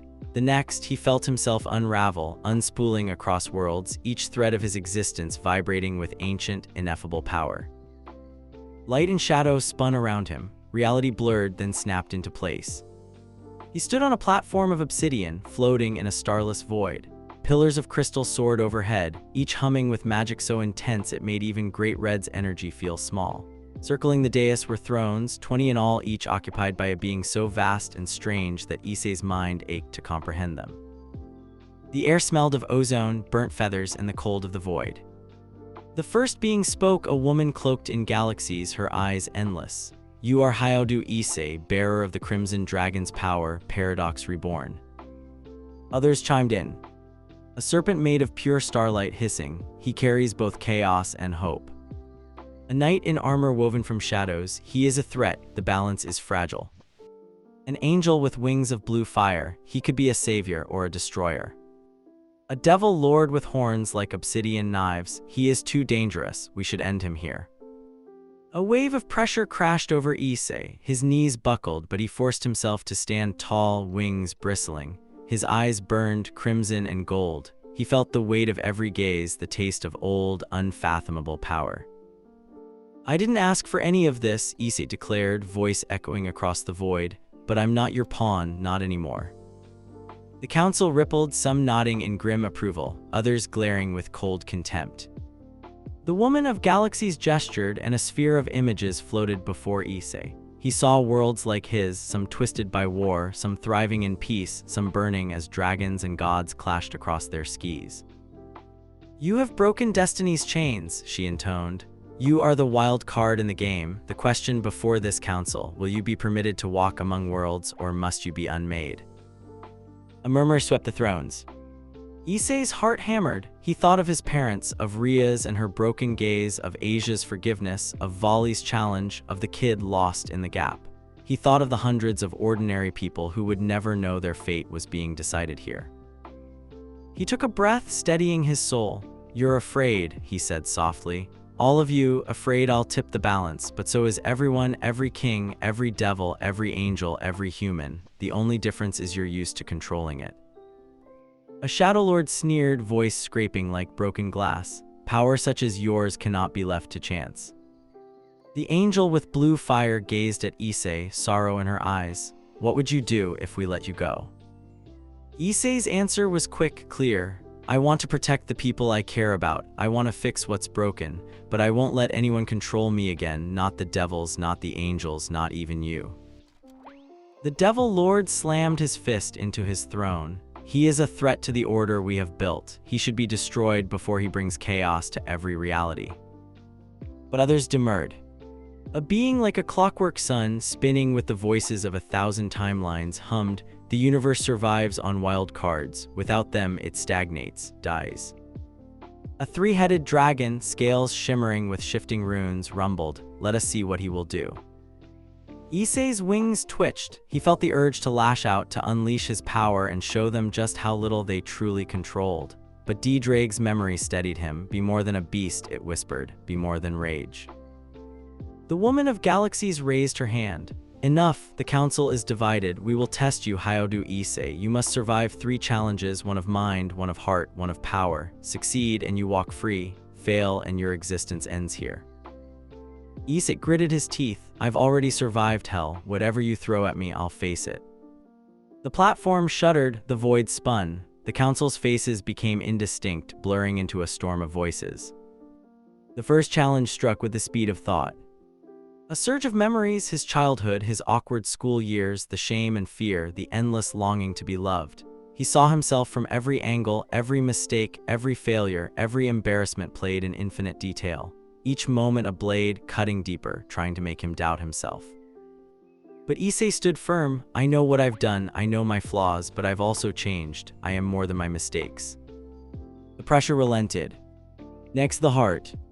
He found himself in the Gregori mansion, the old clubroom. Rias, Asia, Aquino, Kiba, Kaneko all stood before him, their eyes filled with accusation, betrayal, love, regret. Rias stepped forward, tears in her eyes. Why didn't you trust us? Why did you leave us alone? Asia sobbed, clutching at him. Why didn't you forgive us? Aquino turned away, lightning flickering on her skin. Why did you become a monster? Kiba drew his sword, shaking. Are you even Issei anymore? Kaneko crouched, her face a mask of anger and pain. Why did you give up on us? Each question was a weight, each accusation a scar reopening. Issei's heart wrenched. He wanted to cry, to rage, to deny, but he met each gaze, holding nothing back. Because I was hurt, he admitted. Because I was lost, because I didn't know if I could trust you or myself, but I never stopped loving you, not once. Their forms shimmered, pain giving way to acceptance. The room dissolved, and Issei found himself back on the obsidian dais. The final test, power. A horde of shadows rose from the void, 1,000 versions of himself, some monstrous, some heroic, some broken and twisted by rage. They attacked all at once, each wielding a fragment of his power. Issei roared, wings flaring wide, fire and chaos erupting from his fists. He fought with everything he had, magic and muscle, rage and love, will and wild instinct. Each blow was a memory, each victory a truth. He would not become what he feared. He stood alone, panting, the shadows burning away. The council watched silent. The woman of galaxies rose from her throne, descending to stand before him. You have faced yourself and survived, but you are still a paradox, Issei Hyodu. You could save worlds or end them. She reached out, placing a hand on his chest. We grant you freedom for now, but know this, you will be watched. The fate of realities hangs on your choices. Issei nodded, defiant but respectful. I accept that. I'll carry it for as long as I must. The council's thrones faded into mist, the void shivering with power. One last being lingered, a shadow, tall and thin, eyes like polished bone. Some among us will never trust you, some will try to use you, others may try to destroy you. Walk carefully, Crimson King. And then silence. Issei blinked and found himself on the edge of the gap once more, the winds of chaos swirling but the stars brighter overhead. He touched his chest where the woman's hand had rested and felt both lighter and heavier, a burden accepted, a test survived. For the first time in what felt like ages, he laughed, a wild, joyful, utterly human sound. He had survived gods, monsters, and his own worst fears. He had faced cosmic judgment and walked away with his soul intact. But the world was already reacting. In the underworld, Surzet's Lucifer read the report with eyes as hard as diamonds. The council let him live, prepare for more chaos, and make sure my sister is safe. She will be their next target. Aquino stood behind Rias in the Gregori garden, both watching the moon. Rias clutched a letter unsigned, but she knew the handwriting. I faced the council, I survived, I still remember. Rias pressed the letter to her heart and cried, hope and fear tangled together. In heaven, Michael looked out across 1,000 shining clouds, speaking to Gabriel. Hyodu Issei is a paradox, we must watch and prepare. In the shadows, a masked figure moved through the Kuoh's brigade's ranks, a plan already forming. If the council will not destroy him, we will use him, or break him. And in the wild places between worlds, Vali stood on a mountain peak gazing at the moon. He grinned, sensing Issei's power echoing through the night. "Stay strong, partner. The real game is just beginning." Issei sat beneath a cherry tree on the edge of town, the wind ruffling his hair, the moonlight turning his skin to silver and red. He looked at the stars and wondered what came next, whether he could heal what was broken, whether he could be more than a weapon, whether he could truly forgive. He didn't know the answers yet, but he knew, for the first time, that he wanted to try. As dawn painted the sky with fire, Issei Hayaodu, Crimson King, stood and spread his wings, ready to shape the fate that was finally his own.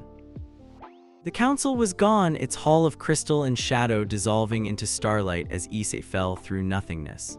The weight of their judgment, the taste of the void, and the echo of his own heart's trials all tangled together left him shaking and raw. He landed hard on cold, dew-slicked grass. For a heartbeat, Issei lay there, face pressed against the earth, chest rising and falling with desperate breaths. The world was so real, the bite of chill air, the chorus of waking birds, the distant traffic murmuring through Kuoh's morning. Even the pain in his ribs felt like a benediction. He survived. But he hadn't escaped unscathed. He looked at his hands, turning them in the pale gold of dawn. For a moment, he almost expected claws or scales. Instead, they were his hands, calloused, strong, human enough, but still carrying a red glow beneath the skin, the mark of everything he'd become.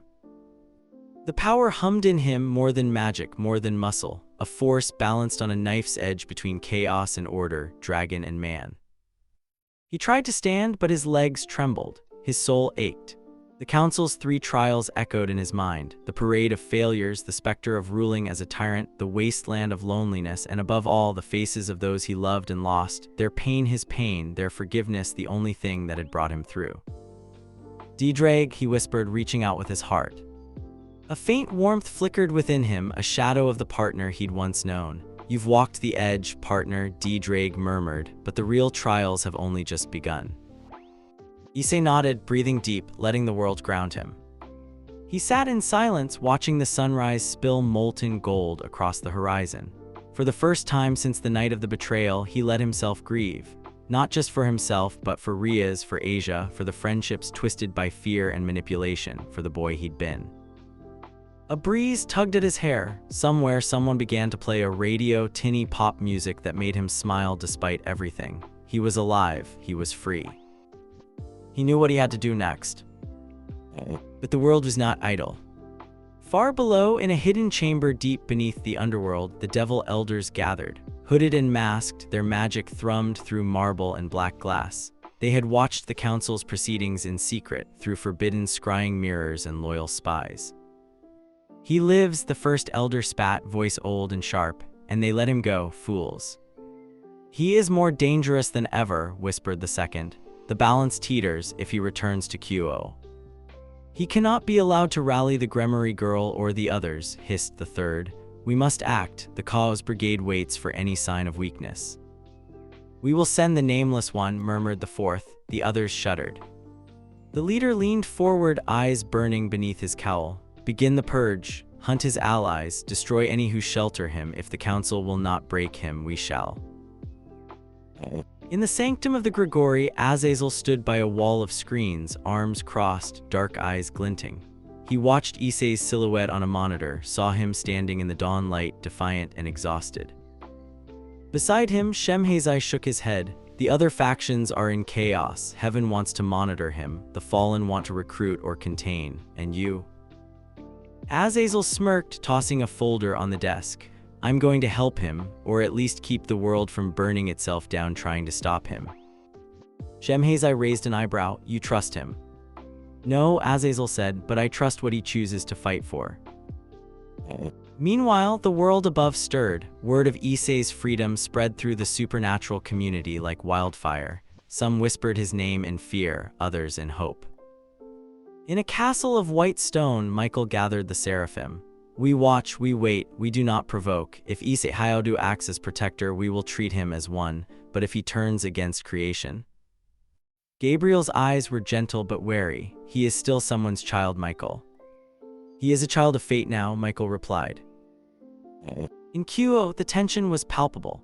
Rias could feel it in the air, in the way the crows gathered on the power lines, in the thick silence of the mansion.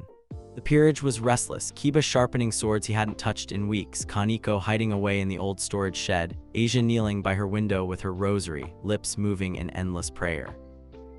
Akino found Rias on the balcony, staring at the horizon. "Do you think he'll come back?" she asked, lightning dancing on her fingertips. Rias closed her eyes, clutching a folded note in her hand, unsigned, but carrying the faintest trace of dragonfire. "I faced the council, I survived, I remember everything. I hope so," Rias whispered, "but I don't know if I deserve to see him again." Akino hugged her silent, neither spoke of the pain that still festered. Issei wandered Kuoh's outskirts as a shadow, careful not to draw attention. It felt surreal walking these streets, slipping unseen past students heading to school, watching a mother fuss at her son over a forgotten bento.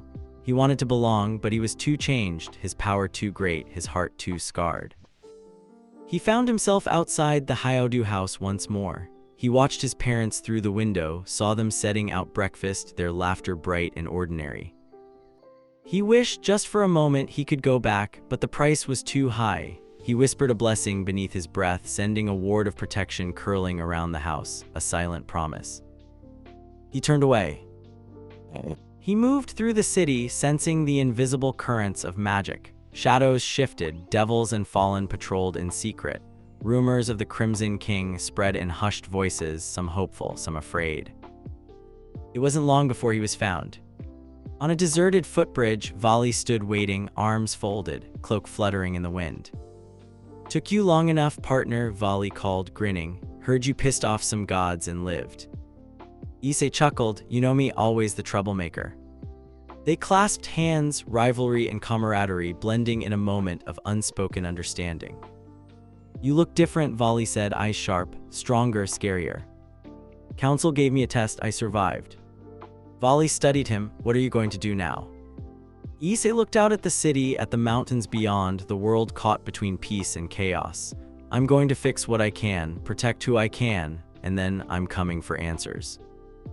Vali's smile faded, replaced by a rare seriousness. "The elders are moving, the Kuoh's brigade too, you won't be able to fight them all alone."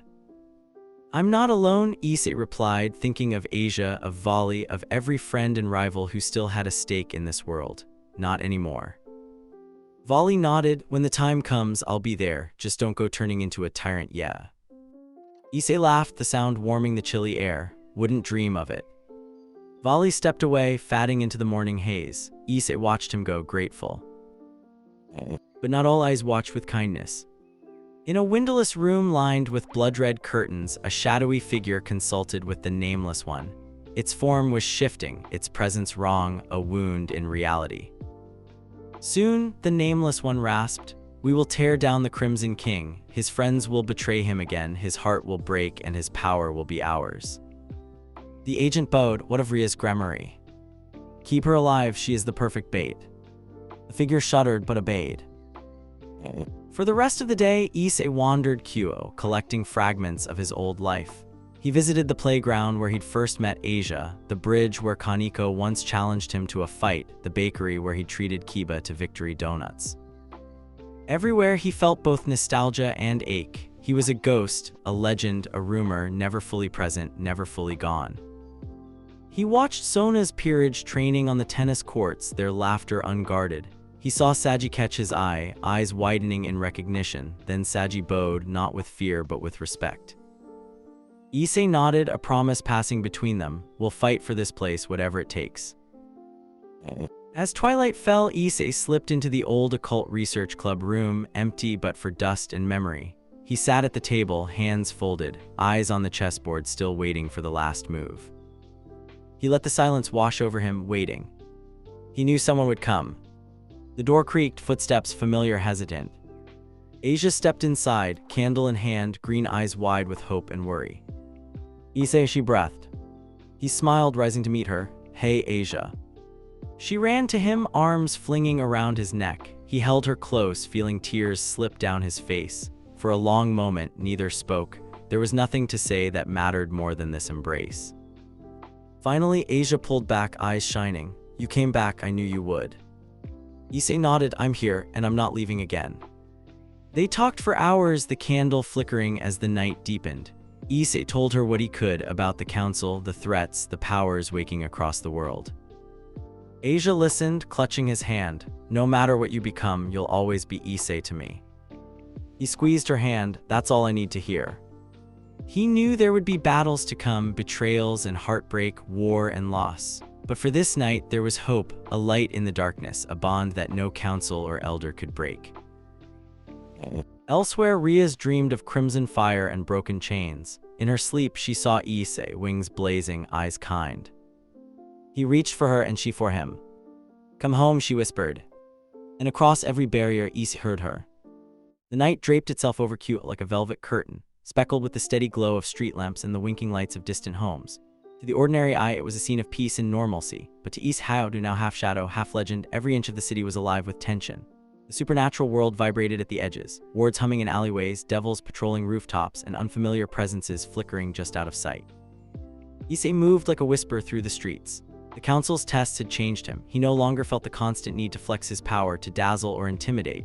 Instead, his aura wrapped tightly around him, his body fitting the darkness, his footsteps lighter than memory. In this moment, he was not the Crimson Dragon King or the hope of a new era. He was a boy on a mission, haunted but unbroken. He paused in front of the Gregori mansion, its gates gilded and grand beneath the moon. Part of him ached to walk up the drive, to ring the bell and face Rias and the others head-on. But another part, the part that remembered pain, secrets, and forced choices, held him back. Not yet. There were still truths hidden in the city, secrets woven by the elders, and more than one enemy waiting to strike. He slipped around the estate's edge, ducking beneath the old willow tree, memories swirling. Rias laughing in the sunlight, Asia dozing on the grass, Aquino teasing him for getting caught peeking at a book of forbidden spells. Those days felt impossibly far away. He scaled the wall, eyes scanning for magical wards. As expected, the perimeter bristled with new protections, runes of detection, shields against dragons and intruders, subtle enough that most wouldn't notice. But Issei wove through them with an instinct that was part human, part draconic. He was an anomaly now. Magic didn't always know what to make of him. Inside, the mansion was quiet but not empty. From the high window, Issei saw Aquino packing her room, lightning dancing in her fingers as she argued with a projection of Azazel. Downstairs, Kaneko curled on a window seat, a book in her lap, not reading but keeping watch. Kiba sat in the training hall, sword spread before him, the weight of regret etched on his face. Rias was alone in her study, backlit by the glow of a single lamp. Papers were strewn around her, ancient tomes, letters, and at the very top, a folder marked with the sigil of the Devil Elders. Issei's eyes narrowed. He crept closer, slipping through a rift in space to the balcony outside her window. He heard her voice, low and trembling, reading from a letter. "They're threatening my family again," she murmured. "If I don't cooperate, they'll destroy everything I love. How can I trust them? How can I fight back?" For the first time in weeks, Issei felt a surge of something besides grief, fury, white-hot and dangerous. He forced himself to retreat. If he revealed himself now, he'd only draw the elders' attention. He needed evidence and allies before he made his move. He slipped into the old occult research club room, the air thick with memory. He traced the chessboard, half finished, and smiled. "You always did leave the game hanging, Rias," he whispered. From the shadows, a voice answered, "Issei." He spun. Aquino stood in the doorway, eyes wide, hair wild, the air shimmering with electricity. For a second, time froze, then she rushed forward, hugging him hard enough to hurt. "I knew it. I knew you weren't gone." Issei held her, awkward and grateful. "Aquino, I'm sorry." She pulled back, tears brimming. "Don't you dare apologize, you idiot. We failed you. We betrayed you. I'll never forgive myself for what happened." He shook his head. "It wasn't just your choice. I heard Rias tonight. The elders are pulling every string." Aquino nodded, wiping her eyes. "We've suspected for weeks. Kaneko and Kiba have been trying to dig up proof, but the elders cover their tracks too well. Even Sona gotten involved. Her peerage has been tailing spies, intercepting letters, but there's always another layer." Issei took her hand, serious. "Then we go deeper. Tonight, I want to see exactly what's hidden in that mansion." Aquino grinned, some of her old mischief flickering back. "Thought you never ask." They slipped into the secret corridors, old routes only a handful of devils knew. Issei's power hid them, folding sound and shadow. They found Kaneko by the library, clutching a map of secret passages. She startled, then grinned fiercely, hugging him tight, stronger than she'd ever dared before. "You really are back," she whispered. Don't leave again, or I'll punch you so hard you'll land in the underworld. Wouldn't dare, Issei promised, smiling. Together, the trio worked their way to the study, pausing as they heard voices from inside. Rias was arguing with someone, a shadowy figure projected in swirling red flame. Issei recognized the voice, one of the elders. Your little rebellion won't save you, the elder hissed. The council may have let the boy live, but you and your peerage are expendable. Fail us again, and we erase everything you love. Rias' voice was hard. I won't let you hurt them. Then do as you're told, the elder snapped, or the next letter you receive will be a death sentence. The flames died, leaving Rias alone, shaking. She buried her face in her hands. Issei stepped forward, unable to hold back. Rias. She looked up, startled, then gasped, tears flooding her eyes. Issei, no, this must be a dream. He stepped into the light, Kaneko and Akino at his back. It's not a dream, I'm here, and I know everything. Rias rushed to him, collapsing into his arms, sobbing. The others joined, a tangle of apologies and forgiveness, pain and relief. I'm so sorry, Rias wept. I tried, I fought, but they threatened everyone, even my family. He stroked her hair, steady. I know it's not over, but we fight together now. For a long time, the four just held each other, old wounds bleeding and mending at once. Kiba found them minutes later, drawn by the noise. He dropped his sword, face twisted with shock and relief. Boss Issei. Issei grinned, dragging Kiba into the circle. About time you showed up, knight. Kiba tried to speak, but words failed him. He just laughed and cried, hugging everyone at once. For a moment, the old occult research club lived again, whole and battered, but together. But the moment was short-lived. A crash sounded from outside, a wave of magic, black and sickly, rolled over the estate. Alarms blared, shadows poured through the grounds, masked figures in cloaks, wielding blades of corrupted light. Kaneko's eyes narrowed. Kuoh's brigade, the elders sent them. Issei's eyes blazed, power rising. Then let's show them what they're up against. The club raced into the night, meeting the invaders on the lawn. Sona's peerage arrived moments later, led by Saji, flames burning in his hands. You picked a good night to come home, Hyodu. Akino summoned lightning. Kaneko hurled herself into battle. Kiba danced through enemies with his sword. Rias unleashed waves of power, her hair streaming behind her like a comet. Issei moved like a storm. Every punch shattered spells, every roar sent enemies fleeing. The Kuoh's brigade faltered, their magic unraveled in the face of something they couldn't understand. A masked commander lunged at Rias, blade aimed for her heart. Issei caught it mid-swing, crushing the weapon to dust. Nobody touches her, he snarled. Kaneko and Saji back-to-back, covering each other. Akino's lightning split the sky, scattering foes. Kiba shielded Asia, who had run to heal the wounded, her prayers weaving protective barriers that glowed with hope. The battle was furious but brief. The defenders stood together, a force of nature, old wounds forging new strength. The Kuoh's brigade fell back, dragging their wounded, vanishing into the shadows. Rias sagged, exhausted, her hand in Issei. They'll be back with worse. Let them, Issei said. This time we're ready. He turned to the club. Rias, Kaneko, Akino, Kiba, Asia, Saji, and Sona's group. We have to end this, expose the elders, break their hold, and protect Kuoh. But we do it our way. No more secrets, no more running. Everyone nodded, fire in their eyes.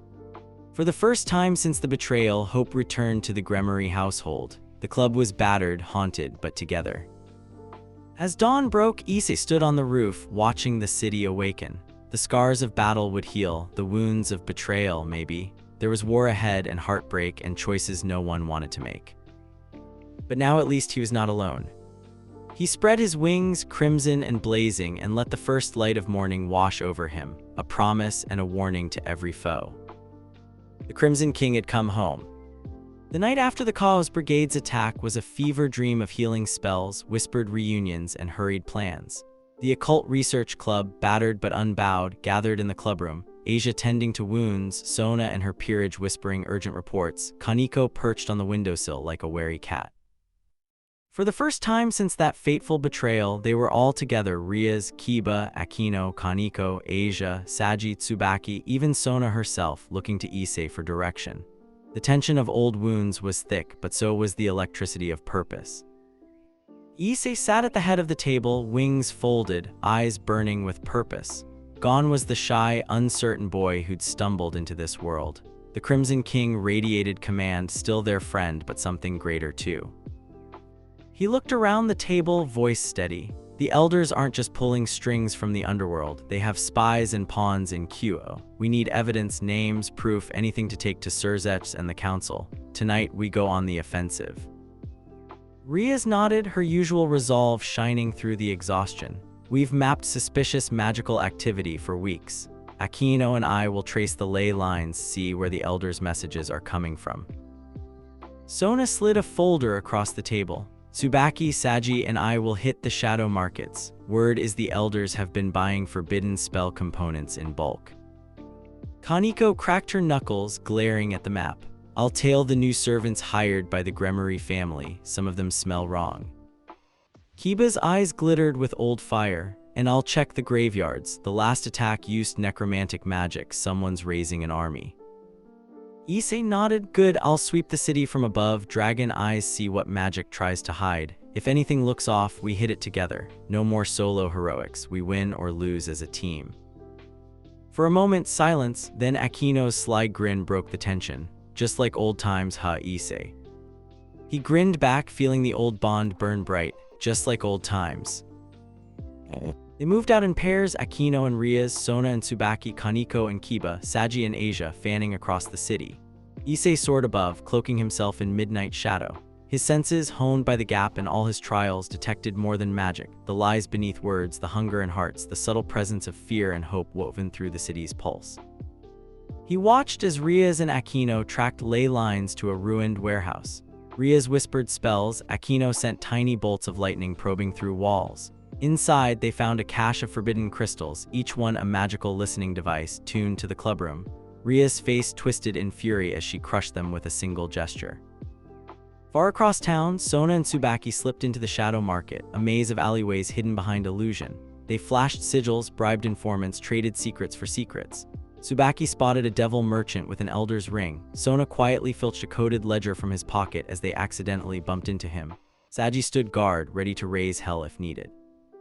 Kaneko and Kiba scouted the servants' quarters, sniffing out faint traces of necromancy and hellhound.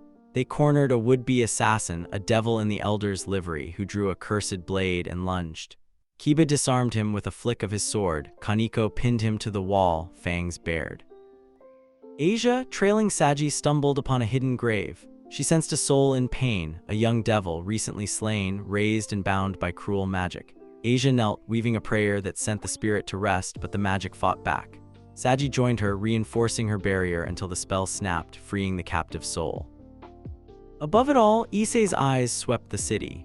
He saw lines of power converging on a derelict chapel at the city's edge, wards of secrecy, darkness, and pain. He sensed a familiar stench, the same corrupt magic that marked the night of his betrayal. He called the team together with a mental whisper. In minutes, they converged outside the chapel, hidden in shadows, watching as a procession of hooded figures gathered inside. Ria's hand shook, but her voice was steel. This is it, the elders Kuoh node. Kiba drew his sword, ready when you are, boss. Issei's wings shimmered. We go in together, take down the leaders, capture what we can, no deaths unless forced. They moved as one, old rivalries forgotten, old friendships reforged in the fire of survival. Aquino and Sona shattered the wards with a double strike, lightning and sigils unraveling the barriers. Kaneko smashed through the doors, Kiba and Tsubaki flanking her. Asia and Saji wove healing and defense over the group. Inside, a score of robed devils waited, hurling curses and hexes. For a moment, the air blazed with chaos, fire and shadows, screams and steel. Issei was everywhere, breaking spells, shielding his friends, his power suppressing enemy magic like a rising tide. He faced the cult's leader, a masked devil radiating ancient power. You're too late, Crimson King, the figure snarled. The elders control more than you know, even now the nameless one is preparing. Issei's fist slammed into the ground, cracking stone, a wave of red light dispelling the cultist's power. You're done, surrender or face judgment. The cultist spat a curse and tried to vanish, but Aquino was faster, her lightning lanced out, pinning him in place. Kiba disarmed the others, Sona and Tsubaki seizing magical evidence, Asia healing wounded foes to prevent their escape. Kaneko dragged off the last of the cultists, eyes gleaming. You picked the wrong city. In the aftermath, Rias stood in the ruined chapel, holding a trove of scrolls and ledgers. With this, we can expose them. Sona studied the arcane codes. It's all here, orders from the elders, proof of forced spells, lists of traitors and victims, enough to shake the underworld to its core. Issei breathed deep, the taste of battle still sharp. Get it to Surzech and Azazel, the sooner the truth comes out, the better. Aquino, battered but grinning, clapped his shoulder. You really are the Crimson King now, the club follows you. He shook his head. We follow each other, no more kings, no more pawns, just friends. For a moment there was laughter, genuine and bright, echoing in the ruined chapel. But even as they celebrated, the shadows stirred. Far away, in a chamber of mirrors and mist, the Nameless One watched through a crystal orb. Its voice was ice and poison. So the Crimson Dragon finds his claws again. The game changes. A servant knelt. Shall we retaliate? Not yet. Let them taste hope. Let them gather their strength. Then we strike when they believe they've won. The Nameless One turned its gaze to a bound prisoner, a devil with white hair and haunted eyes. Soon, little traitor, it whispered, you will deliver the Crimson King to me. Back in Kuoh, dawn crept through broken stained glass, painting the club in rainbow light. Issei stood with Rias, watching the city awaken. Are you sure you're ready for this? She asked, voice raw but hopeful. He smiled, squeezing her hand. I was never ready, but I'm not afraid anymore. She leaned against him, strength and vulnerability mingling in her touch. Thank you for coming back. He kissed her brow, feeling a warmth deeper than power. Thank you for still believing in me. Behind them, the Occult Research Club, whole and scarred, reborn in fire, looked out at a future that was suddenly, impossibly, theirs to shape. For the first time, the war for the soul of the underworld had a real chance at victory. And as the light grew, Issei spread his wings, ready for whatever came next. Dawn spilled golden fire over Kuoh, painting the town in a wash of hope and fragile peace. The Occult Research Club, battered but victorious, retreated to the Gregori mansion. Their bodies bore the marks of battle, but their hearts, finally united, burned with something stronger, purpose. For the first time since Issei's betrayal, they moved as one. Asia was the first to greet Issei at the entrance, her hands trembling as she pressed a cool cloth to the bruise on his cheek. You're really back, she whispered, voice thick with awe and relief. Promise me you won't leave again. He smiled gently. I promise. The words came easily. For her, for them, he would face any enemy, any trial. Inside, Sona and Rias gathered the spoils of their victory, scrolls and ledgers pried from the chapel, coded letters, names and symbols, and blood-stained maps. Aquino conjured wards to keep them hidden. Kiba and Saji took turns watching the windows, ready for any attack. Kaneko sat in the kitchen, tea steaming at her elbow, claws still half extended from the fight. Their alliance had deepened, old grudges dissolved by the truth revealed in fire and pain. The group huddled in the clubroom, each with a part to play in the coming storm. Rias laid out the ledgers. These documents prove everything: the elders' direct orders, the forced spells, the threats to our families, even the deal that forced our hand against Issei. We have what we need to expose them. Sona tapped a finger to her chin. But it won't be enough to simply present these to Surzech and Azazel. The elders have centuries of influence. We'll need to leak this to trusted factions and publicize the evidence before it can be buried. Kiba glanced at Issei, his voice soft but steady. What about us? The club's reputation is in ruins. Some of the underworld's youth already call us traitors or pawns. Aquino bristled, but Issei shook his head. We win back trust by showing them who the real enemy is. No more hiding, no more secrets. We stand together in the open. Kaneko sipped her tea, her eyes thoughtful. Then let's make them regret ever underestimating us. Asia smiled, hope flickering in her voice. We'll save them even if they hate us for it. It was enough. The old warmth returned to the room, lighting every face. They worked through the day and night, decrypting codes, sending encrypted messages to allies, passing evidence through secure magical channels. Saji took messages to Sona's trusted contacts. Aquino reached out to the Shinto gods, gambling on their neutrality. Even Sona risked everything by sending coded warnings to her own family. Issei himself reached out across the gap, seeking Offeyes. The infinite dragon god appeared only as a whisper in the wind, but her message was clear. The balance shifts, be ready, your enemy prepares to strike. The nameless one, the phrase haunted every page of the ledgers, a puppeteer in the dark. By sunset, the clubroom became a war room. They mapped possible attack sites, tracked Kuoh's brigade activity, and debated strategies. Rias paced, her determination burning. We know the nameless one is behind the elders, but who are they? Devil, fallen, something else. Sona frowned, tapping a pattern in the ledgers. Their magic signature isn't devil or angel, it's older, corrupted, but familiar. It feels almost like... Issei interrupted, dread tightening his chest. A fragment of the gap, like the chaos that gave me power. The others fell silent, Asia's fingers tangled in her skirt. Kiba's sword arm twitched, even Saji looked pale. Kaneko bared her teeth. If they're like you, Issei, can we even fight them? He closed his eyes, remembering the voice in the void, the cold intelligence.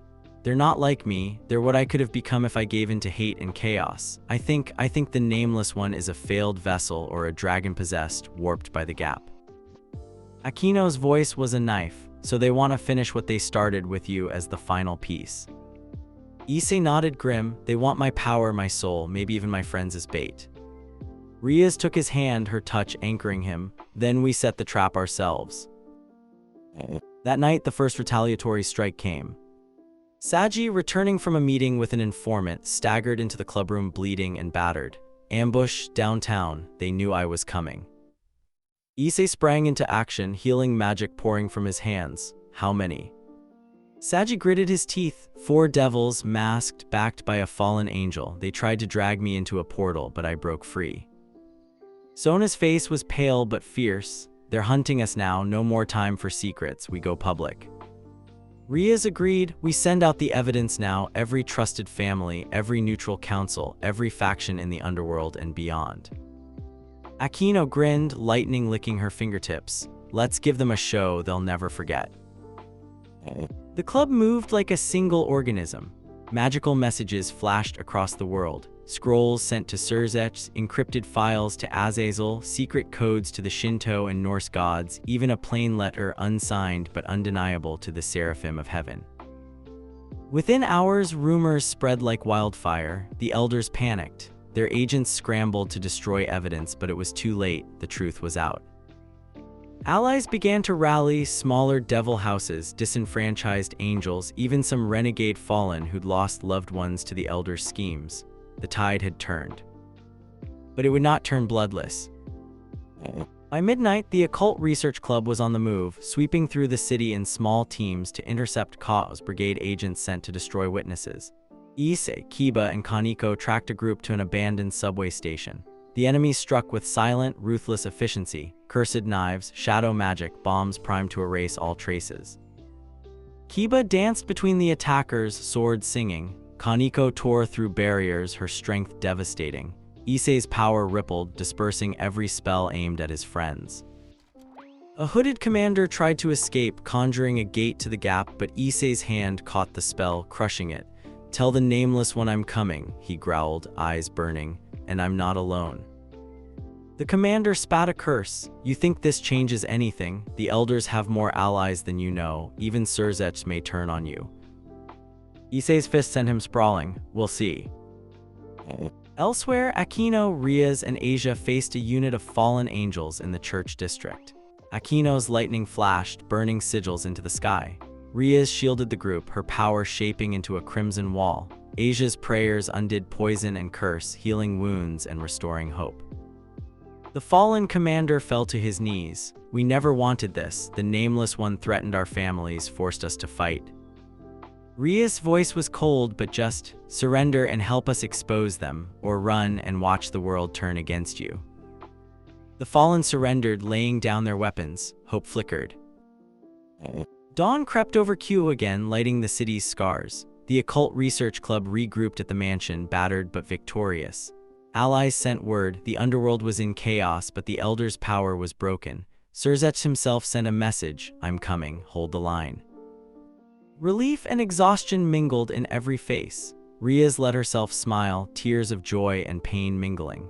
Asia hugged Issei so tightly he almost forgot how much the world hurt. Sona and Akino shared a rare, fierce embrace.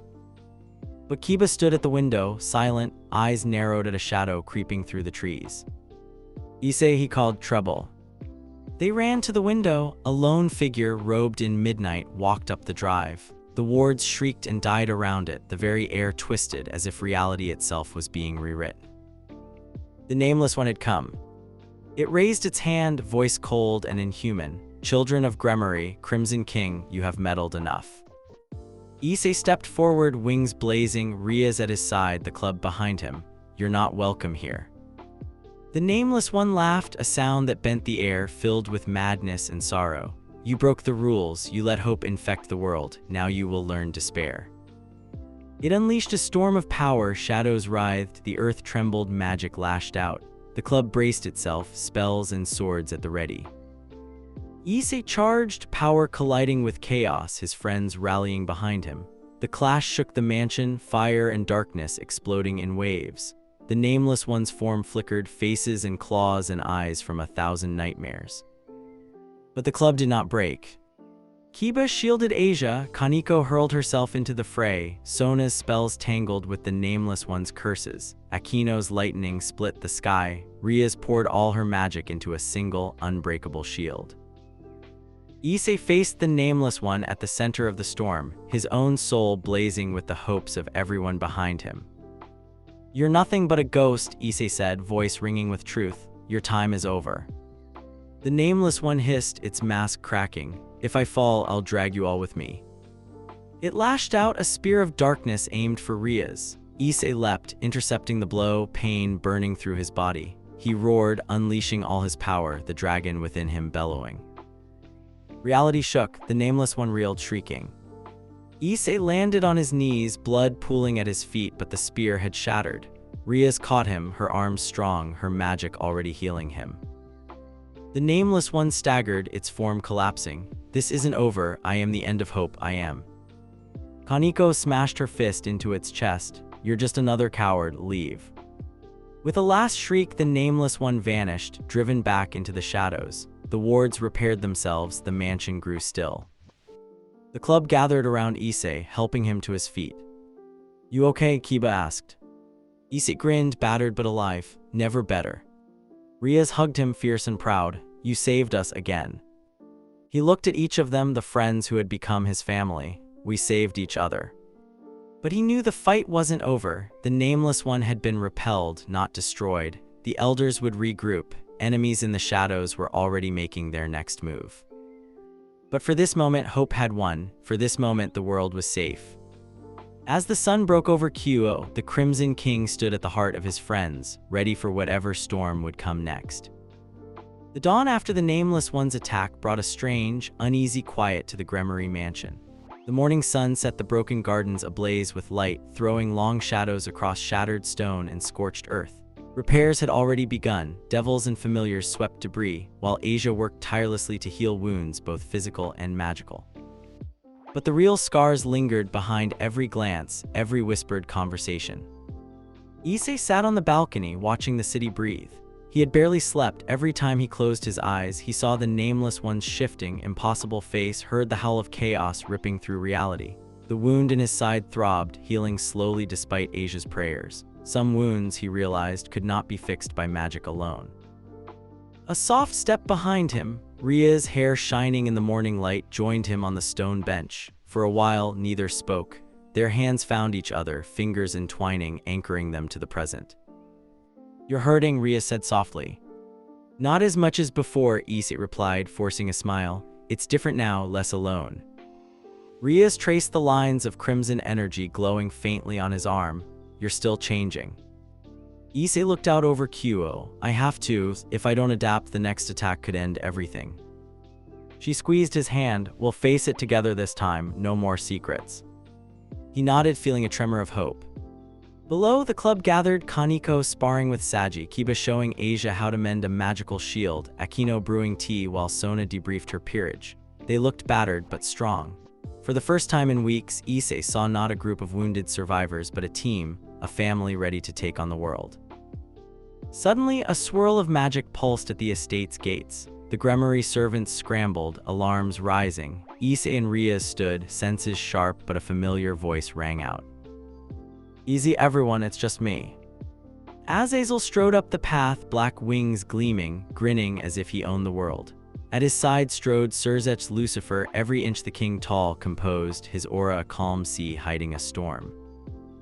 The club converged, tense. Surzech's gaze swept the scene, taking in the battle damage, the fresh wards, the fatigue in every eye. Rias bowed, but Surzech pulled her into a brief, fierce hug. "I'm glad you're safe," he whispered. Azazel winked at Issei. "You sure know how to throw a party, kid." Even the council felt that last blast. Issei chuckled, "Sorry for the mess." Azazel's tone turned serious. "You made enemies, but you made waves. The Elder's authority is shattered. Most have gone into hiding. But the Nameless One, what the hell was that thing?" Issei told them everything about the failed vessel, the link to the gap, the Elder's deals, the repeated attempts to turn him into a weapon or destroy him. The others filled in details, coded messages, the puppet cult, the attacks on Saji and Sona's spies. Surzech listened, face grave. "It matches what we've uncovered. The Elders created the Nameless One centuries ago as a failsafe, a container for chaos, a weapon against any threat to their power. But it grew beyond them. Now it wants your strength, Issei, and if it cannot have you, it will burn the underworld to the ground." Azazel produced a black crystal, swirling with corrupted magic. "We caught this in one of the Kuoh's brigade hideouts. It's a beacon, a homing device. The Nameless One can use these to step across the gap anywhere in the world." Sona examined it, brow furrowed. "If we could disrupt the beacons, we could limit its reach." Surzech nodded. "My magic can seal the city, but there's more. The underworld is in chaos. Minor houses are panicking. Some blame us. Some call for you to be exiled, Rias, and there are those who want Issei executed, fearing what he might become." Kaniko's fists clenched. "Let them try." Rias' eyes flared. "If they want to fight, they'll get one." Azazel raised a hand. "Let's not start a civil war. We need allies. There are houses that would stand with us if we offer protection from the Elders and the Nameless One. We need to move quickly, strike before the enemy regroups." Sona agreed. "I'll rally my family. Saji and Tsubaki can coordinate with trusted clans." Akino looked at Rias and Issei. "We'll need you both at the negotiations. Show them we're united." Issei hesitated, remembering all the betrayals. "Some will never trust me. I'm too different now." Surzech looked him dead in the eyes. "You have power no one can ignore, but what you do with it will decide the fate of more than the underworld. Every faction is watching. If you act as a tyrant, you justify their fear. If you fight for peace, you give them hope." Asia's voice was soft but steady. "You're not alone. We'll show them what real power is." The club's resolve hardened, plans were drawn, messages flew. By noon, the mansion buzzed with couriers, devils, fallen, even neutral angels, each bearing requests for audience, warnings, or offers of alliance.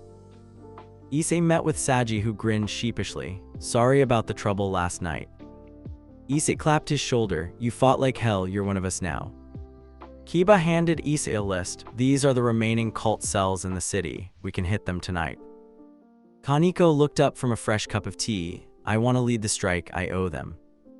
Issei nodded. "We all do, but we move as one, no lone wolves." Evening fell and the first parley began. Surzech presided in the Gregori throne room, Rias at his right hand, Issei at her side, the club arrayed like a wall of resolve. Sona, Saji, Tsubaki, and several minor house heads stood opposite. The air crackled with suspicion, old grudges simmered. A devil lord sneered at Issei. "You're the reason the Elders lost power. You're also the reason half the underworld is terrified. Why should we trust you?" Issei didn't flinch. "I'm not asking for trust. I'm asking for a chance. Stand with us and we'll protect your families from the Nameless One and the Brigade. Turn on us and you'll be alone." Sona backed him up, icy as ever. "The alternative is civil war, and the Nameless One wants nothing more than for us to destroy ourselves." Arguments erupted, pleas, threats, demands. Rias and Surzech played politics with expert skill, offering alliances, concessions, and evidence of the Elders' crimes. By midnight, half the houses had pledged neutrality or support, the rest left in sullen silence. Azazel, watching from the shadows, muttered to Issei, "You've got the makings of a king, just don't forget your heart." After the meeting, the club split into strike teams. Kiba and Kaneko led an assault on a cult safe house. Saji and Tsubaki coordinated with city guards. Akino and Asia provided magical support. Issei and Rias took to the skis, searching for any sign of the Nameless One's magic. On a rooftop, Issei paused, watching the city below. Rias joined him, her hair blazing in the wind. She leaned against him. "I never thought we'd come this far. After everything, I thought I'd lost you forever." He brushed a strand of hair from her face. "We're both different, but we're still us." Rias searched his eyes, then kissed him, soft, desperate, full of everything they'd lost and found again. "Don't die on me," she whispered. He smiled, wings spreading. "Not today." Below, Kiba and Kaneko reported in. Cultists fleeing, no sign of the Nameless One yet. Saji's voice crackled in over the comm. "Brigade activity at the western gate. We're holding, but we need backup." Rias and Issei exchanged a glance. "Let's go." They swooped down, a comet and a dragon, striking like lightning. Together, they scattered the attackers, breaking the brigade's lines and forcing them to retreat. But as the dust settled, Issei felt it, a pulse of gap energy, cold and alien, surging through the city. Akino's voice sharp with fear. "Issei, the beacon, you need to see this." They raced to the clubroom. Akino pointed to the black crystal. It glowed, pulses growing faster, sharper, hungry. "It's drawing in something," she whispered, "or someone." A rift tore open in the clubroom wall. The Nameless One stepped through, no longer hiding its monstrous form, shifting, many-eyed, bleeding shadows. Issei shoved Rias behind him, wings flaring as the club rallied to his side. The Nameless One's voice was a chorus of pain. "You cannot stop what's coming. The gap hungers. You Hyodo Issei are the feast." It unleashed a wave of chaos, warping time, space, and magic. The club held their ground, spells clashing with darkness, blades flashing, prayers and curses colliding. Issei fought at the center, every strike carving back the darkness, every word and memory fueling his resolve. But the Nameless One was more powerful than ever, drawing strength from every beacon, every scrap of lingering chaos. Kaneko was knocked back, Kiba's sword shattered, Sona's magic rebounded on herself, Akino's lightning fizzled in the void. Asia screamed, caught in a binding spell. Rias hurled herself at the Nameless One but was thrown aside. Issei roared, pushing past pain and doubt, calling on every lesson, every hope, every promise. "I will not become you," he bellowed. "I am not your pawn." He drove a fist of pure, burning light into the Nameless One's chest. The monster shrieked, staggering. But it was not enough. The Nameless One lashed out, pinning Issei in midair, dragging him toward the rift. "If you will not join me, you will die with me in the gap." The club surged forward, Rias leading the charge. "Let him go." They struck together, lightning, steel, magic, hope, shattering the spell, freeing Issei. The Nameless One reeled, collapsing into the rift, but not before sending a last, chilling promise. "You cannot win. The gap cannot be closed. The war has only begun." Silence fell. The club slumped, battered but alive. Issei landed, barely standing, but he smiled as Rias rushed to his side. "We're not finished," he gasped, "but we're together. That's enough for now." Outside, the world waited, fractured, dangerous, but no longer lost. And in the heart of the Gregori mansion, the Crimson King stood with his friends, ready for the reckoning to come. The city of Kuoh awoke under a sky bruised violet and gold, dawn creeping over rooftops battered from a night of supernatural war. To the ordinary citizens, the morning seemed normal, children laughing at bus stops, shopkeepers setting out fruit, trains rattling toward the capital. But beneath the surface, every magical ward hummed with warning. The Occult Research Club's victory over the Nameless One had sent shockwaves rippling through every corner of the supernatural world. Inside the Gregori mansion, the club was a hive of exhaustion and defiance. Fresh bandages and half-healed bruises decorated nearly every face. Someone, probably Akino, had covered the main table with a ridiculous breakfast spread, rice, eggs, sweet buns, even a plate of cookies with little lightning bolts drawn in blue icing. It was, Kaneko declared, barely edible but better than nothing. Asia flitted from person to person, checking wounds and pouring tea, the hopeful anchor at the heart of the team. Saji and Sona conferred quietly with Rias, passing coded messages and scribbled maps. Kiba and Tsubaki sparred in the courtyard, their swords sparking in the morning light. Even Issei, whose power usually crackled like a live wire, had settled, temporarily, into something almost peaceful.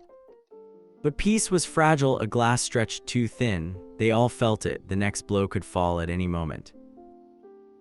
After breakfast, Rias called a council in the clubroom. Surzech and Azazel arrived by portal, their arrival signaled by a flicker of devil and fallen energy. Surzech's presence, normally calming, was troubled today. He carried fresh intelligence, most of it bad. "We've cut the nameless one's reach in Kuoh," he reported, "and many minor houses have rallied to our side. But others," he handed Rias a sheaf of grim letters. "Some have declared neutrality, others allegiance to the surviving elders. There are even whispers of a rival king being crowned a puppet to the old order." Azazel lounged at the window, watching the city. "Don't discount the human world either. Hunters are sniffing around, and even the Shinto gods are growing jumpy. They sense the gap is thinning, reality's getting weird." Issei nodded grimly. "The nameless one said the gap can't be closed. If he's right, we're all living on borrowed time." Sona interjected, eyes razor-sharp. "We need to rally more support before the next assault. Tonight, I'm convening a council of minor houses in Kuoh. With your permission, Surzech, I'd like to invite representatives from Heaven and the Gregori as well." Surzech hesitated. "It's a risk. If the wrong ears hear, it could trigger open war." Sona's gaze was steady. "It's a bigger risk if we stand alone." Surzech relented. "Do it, but keep it quiet." The rest of the day was spent in frantic preparation. Magical seals were strengthened. Kaneko drilled the younger devils in the art of punching, her lessons a mixture of brutal efficiency and dry comedy. If it tries to eat your soul, punch harder. If it tries to monologue, interrupt it with a table. Even Saji managed to smile, despite still nursing a sprained arm. Akino found Issei on the roof, staring at the horizon where the gap shimmered like an open wound. "You're quieter than usual, dragon boy." He chuckled, just thinking for once. She sat beside him, legs swinging over the edge. "The club, it feels alive again. Even with the world ending, we're laughing." "Yeah," Issei agreed, glancing at her sidelong, "but you haven't really smiled." She punched his shoulder gently. "You're not the only one with scars, Issei, but you're the only one who acts like they're a secret." He hesitated. I still see the gap every time I sleep. I still hear Great Red whispering, I'm scared, Akino, not of the next battle, but that I'll lose myself before the end." She caught his hand. "You're still the biggest pervert in Kuoh. If you start acting too noble, we'll stage an intervention." He laughed, truly for the first time in days. "Deal." They watched the sunrise together, both a little less lonely than before. Downstairs, Sona supervised security for the summit, but found herself joined by Kiba, who offered her tea. "Issei says we fight together now," Kiba said, his tone soft but fierce. "But Sona, can we really trust these houses?" Sona sipped, considering. "Some, yes, some are desperate, some want glory, some only want to survive. We won't win everyone, but we don't need everyone, just enough." Kiba nodded, then added quietly, "If anything happens, if they target you or Saji, I'll take the first blow." Sona's expression softened, and for a fleeting moment, she looked less a devil queen and more a girl who'd carried too much alone. "Thank you, Kiba, but let's try not to make heroics a habit." They shared a rare, quiet laugh. As sunset painted the sky with flames, the Gregori mansion filled with new arrivals, devil nobles in glittering cloaks, fallen envoys cloaked in glamour, and even a pair of serene angels from heaven, their presence an uneasy peace offering. Surzech, Azazel, and Sona kept order, while Rias, Issei, and the club offered wary welcomes. The Great Hall was tense. Old grudges sparked, but Sona's authority and Rias' charisma kept the factions civil, barely. Kaneko and Tsubaki patrolled, watching for sabotage. At last, Sona called the summit to order. She spoke with the calm of a scholar and the steel of a tactician, outlining the club's proof of the elders' crimes, the threat of the nameless one, and the need for a unified response. Surzech stepped forward, his voice carrying the weight of legend. "We are devils, angels, and fallen, but we are also families, friends, facing extinction. I stand with my sister, I stand with her peerage. If you do not join us, you may find yourselves alone against the gap." The room buzzed with tension. Nobles whispered, angels murmured, fallen exchanged coded glances. Azazel, ever the gambler, sealed the deal. "If you want to survive, stick with the Crimson King. If you want to die, try crossing him." A fallen noble laughed nervously. "I'd rather live." Slowly, house after house pledged aid, some out of hope, others out of fear. But not all were swayed. Lord Valefor, an old devil lord with an ageless sneer, stood and spat. "Your club brought this doom upon us. You expect us to forgive, to follow a half-dragon mongrel?" Issei stood, eyes blazing, but it was Asia who answered, her voice unwavering. "Issei isn't perfect. None of us are, but we're here because we fight for something bigger than power. We fight for each other." The room quieted, the argument lost. Sona gave Asia a nod of gratitude. After the summit, Issei found himself alone in the garden, moonlight silver on the broken flagstones. He leaned against a battered statue, letting himself breathe. He sensed rather than saw someone join him, Vali. The white dragon emperor's grin was tired but real. "Heard you punch the nameless one in the face, not bad, partner." Issei laughed. "It's not over, we both know it." Vali's gaze turned sharp. "You ever think about what happens when this is done, if you survive?" Issei considered, really considered for the first time. "I want a life, friends, maybe peace, and I want to choose it, not have it forced on me." Vali nodded, surprisingly earnest. "Then you'd better win, because the world doesn't give second chances." They stood in companionable silence for a moment, two rivals bound by fate. Vali left the way he came, a flicker in the moonlight. "Don't die before our next fight." Back in the mansion, the club regrouped. Asia passed out charms, Saji bragged about their new alliances, Aquino teased Rias and Issei until both were blushing. But the mood sobered as Surzech gathered them in the clubroom. "You did well tonight, but I bring a warning, the Nameless One is not defeated. Our scouts report a spike in gap energy near the underworld's heart. It's gathering power, summoning something." A hush fell. Rias looked to Issei, voice trembling. "What do we do?" Issei stood, his friends behind him, the storm gathering in his soul. "We finish this, no matter the cost. Tomorrow we march on the underworld itself." The club nodded, one voice, one will. Outside, the wind howled, a storm rising on the horizon. And somewhere in a palace of mirrors and shadow, the Nameless One laughed, preparing its final move. The morning of the assault dawned sharp and cold. Kuoh was wrapped in uneasy silence, the world seeming to hold its breath. The Occult Research Club, no longer just a school clique, but a banner for devils, fallen, and even angels, assembled before the Gregori mansion. Every ally had answered Sona's call. Knights from minor houses, angels with swords of fire, even a few oddball yokai and magical mercenaries who owed favors to Azazel. Saji, his arm still in a sling, cracked nervous jokes with Tsubaki. Kiba checked his sword with the ritualistic calm of a veteran. Kaneko stood beside Aquino, who was fitting lightning charms into her stockings. Asia, serene amid the chaos, handed out new wards. "These will shield you from most gap magic," she explained, her voice sweet but unyielding, "and they taste like strawberry." "Everything you make tastes like strawberry," Kaneko deadpanned, but she tucked the charm into her collar with a faint smile. Rias, regal and battle-ready, called everyone to attention. Her eyes met Issei's. There was fear there, fear of what waited, but also pride. Issei stood at her side, feeling the pulse of every friend and ally around him. His own power hummed beneath his skin, less like a storm, more like a promise. He remembered the boy he'd been. He almost pitied him, how small his world had seemed. Surzech and Azazel teleported into the courtyard. "We've secured a direct path," Azazel announced. "The underworld's main ley lines have been redirected. We have one chance to strike the Nameless One before it absorbs more chaos. Don't waste it." Surzech's gaze swept the crowd. "You all know what's at stake. The elders who survive are holed up with the Nameless One at the Abyssal Citadel, oldest seat of power in the underworld. Expect traps, betrayal, and the worst the gap can offer." A ripple of nervous laughter passed through the group. Sona stepped forward, drawing a complex sigil in the air. "Portals are ready." Rias looked at Issei one last time, her voice trembling. "Promise me you'll come back." He brushed her cheek. "Only if you do." The club linked hands. Sona gave the signal. The world twisted.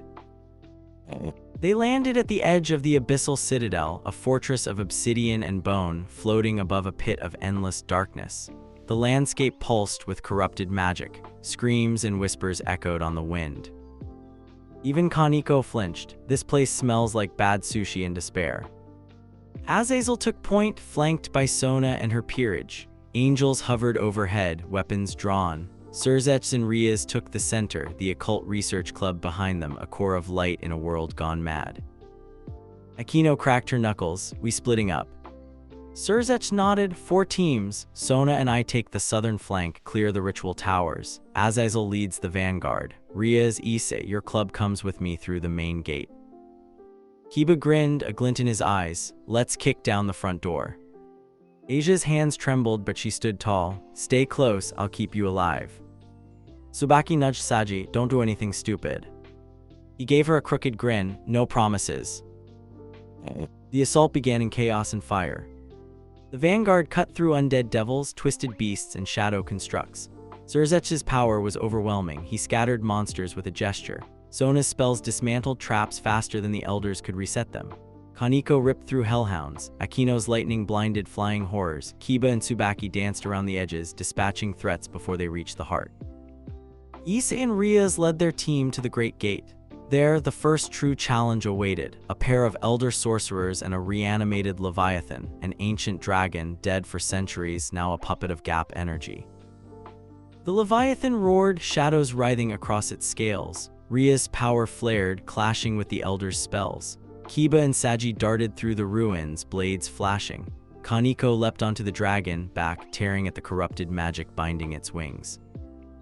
Issei drew in a breath, letting the dragon within rise. His aura blazed, a red comet streaking across the citadel. He met the Leviathan's eyes, saw the pain trapped inside. Fight it, old friend, he whispered, unleashing a wave of cleansing fire. The dragon shuddered, its form flickering. Asia's prayers washed over the beast, stripping away the worst of the corruption. Akino and Rias combined their magic, crimson and violet, pure and furious, shattering the elder's control. Kiba and Saji disabled their runes, while Kaneko landed a blow that cracked the Leviathan's skull. With a final, thunderous bellow, the dragon collapsed, its spirit freed, its body crumbling to dust. Issei knelt beside the fallen bones, a silent vow in his heart. No more puppets, no more victims.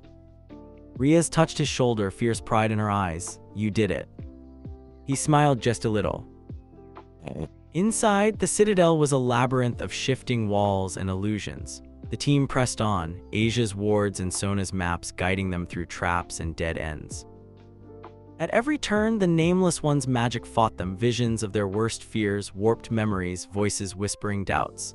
Issei saw himself failing again and again, friends dying by his hand, Rias turning to ash, Asia lost in the gap. He forced the visions away, clinging to the hands of those beside him. Rias faced down images of her brother cursing her, her friends blaming her for every betrayal. Kaneko saw herself abandoned, Kiba lost in a storm of blood, Akino haunted by her own mother's fate. But together they walked through the nightmares, each step was a victory. At last they reached the heart of the citadel, a throne room draped in shadows, crackling with unstable power. There, the Nameless One waited. It had grown monstrous, dozens of faces flickered across its form, claws and wings shifting, eyes full of malice and hunger. The surviving elders cowered at its feet, magic spent, their power usurped. The Nameless One's voice rang out, a chorus of agony. Welcome, Crimson King. Welcome, traitors and fools. You have come so far just to die. Issei stepped forward, the club fanning out behind him. Rias' hand found his. Kiba, Kaneko, Akino, Asia, Saji all drew power, their bonds shining in the gloom. Surzech and Sona closed ranks, their auras blazing. The Nameless One lifted a hand. You think you've won? The gap is infinite. For every victory, 1,000 losses, you will lose everything. Rias stared the monster down. Maybe, but we fight together, that's something you'll never understand. The Nameless One howled, unleashing a wave of chaos. The club's shields bent but did not break. Akino hurled lightning, Kiba's sword flashed, Sona and Rias unleashed torrents of magic. Kaneko vaulted into the storm, fists blazing, Saji's sacred gear flaring. Issei met the Nameless One head-on, their power colliding in a storm of light and shadow. You are nothing, the Nameless One screamed. You are a mistake. Issei smiled truly, fearlessly. Then I'm the happiest mistake in the world. He poured every memory, every bond, every hope into a single punch, crimson fire blazing. The Nameless One shrieked, staggering. Surzech and Sona joined their power to Issei's, a tide of light breaking through the darkness. For a moment, the nameless one faltered, its form shrinking, faces dissolving, the elders scrambling away. But with a surge of desperation, the monster unleashed a final gambit. It shattered the floor, opening a rift into the raw gap itself. A hurricane of chaos swept the room, dragging Issei and Rias to the edge. "Let go," Rias shouted, clinging to Issei as the gap tried to tear him away. Issei held on, teeth gritted, every muscle burning. The nameless one reached out, claws closing around Issei's throat. "If I die, you die with me." The world spun, shadows, screams, power beyond comprehension, and then a flash of light. Asia, her magic flaring, reached through the chaos and grabbed Ria's hand. Kaneko and Kiba formed a living chain, anchoring them. Issei roared, summoning every ounce of his power, every lesson, every love. With a final, defiant surge, he broke the nameless one's grip, shattering the monster's form and slamming it back into the gap. The rift sealed with a thunderclap. Silence, the citadel shook, dust and magic raining from the sky. The club collapsed in a heap, bruised but alive. Surzech and Sona stood over the elders, who whimpered in defeat. Azazel strolled in, brushing off his coat. "Heard you needed cleanup." Issei lay on the broken stone, Rias cradling his head. "Did we win?" he murmured. Rias laughed, tears streaming down her cheeks. "We're together, that's all that matters." Surzech's voice was solemn. "You did more than win, you changed everything. The gap's influence is retreating, the elder's reign is over." But as the dust settled, Issei sensed something in the darkness, a presence watching, waiting. He looked to Rias, to his friends, and vowed, "It's not over, but we'll face it together." In the heart of the broken underworld, surrounded by his family and friends, Issei Hyaudu, Crimson King, Dragon and Devil, friend and lover rose, ready to meet whatever destiny awaited. The shattered halls of the abyssal citadel trembled as the magic of battle faded, shadows dissolving beneath the victorious light. The screams and chaos of the nameless one's last stand seemed to echo for hours, but now a heavy silence filled every corridor, a silence of exhaustion, relief, and uncertainty. The Occult Research Club, along with their allies and rivals, slumped among the debris. Kiba and Kaneko propped each other up, breathing hard but grinning through their wounds. Sona, dirt on her cheeks and blood on her sleeves, checked Tsubaki and Saji for injuries, relief plain in her eyes. Akino sat amid the ruins of a collapsed column, laughing shakily as she conjured tiny sparks to keep the darkness at bay. Azazel dusted off his coat, tossing a broken artifact aside with a sigh. "Anyone else feel like we just punched fate in the face?" Surzech, battle-worn but radiant, stepped forward, his gaze sweeping over the battered survivors and the cowering, defeated elders. He spoke not as a king, but as a brother and friend. "It's over. The old order has fallen. The world we build next will be ours to choose." Rias knelt beside Issei, cradling his head in her lap as his eyes fluttered open. Her relief was a flood of emotion. "Issei, are you all right?" He tried to sit up, groaning. "I feel like I got run over by a mountain, but yeah, I'm alive." He managed a crooked smile, and Asia, tears streaming down her cheeks, flung herself at him in a fierce hug. "You did it, we all did," she sobbed, holding him tight. Akino limped over, tossing Issei a half-crushed cookie. "Eat, heal, and don't get up until Asia says so." Kaneko knelt next to him, poking his forehead for good measure. "You still owe me pudding." Issei just laughed, the sound rich and exhausted. The club clustered around, battered but alive. For a moment, nothing else mattered. But then the elders stirred. Some whimpered, some glared. The eldest, Veilfer, spat at the ground, voice trembling with hatred. "You think this changes anything? The underworld is chaos now. You have no right, no power to decide what comes next." Surzech fixed him with an icy glare. "You ruled by fear and corruption. The Council of Families will convene. Your crimes will be judged publicly. There will be justice, not vengeance." A fallen elder tried to rise, but Azazel kicked him flat. "No more puppet masters. The future's out of your hands." Rias turned to Issei, uncertainty in her eyes. "What happens to them now?" Issei stood slowly, every bone aching. He met the gaze of each elder, his voice carrying the echo of dragons and the warmth of the boy he had been.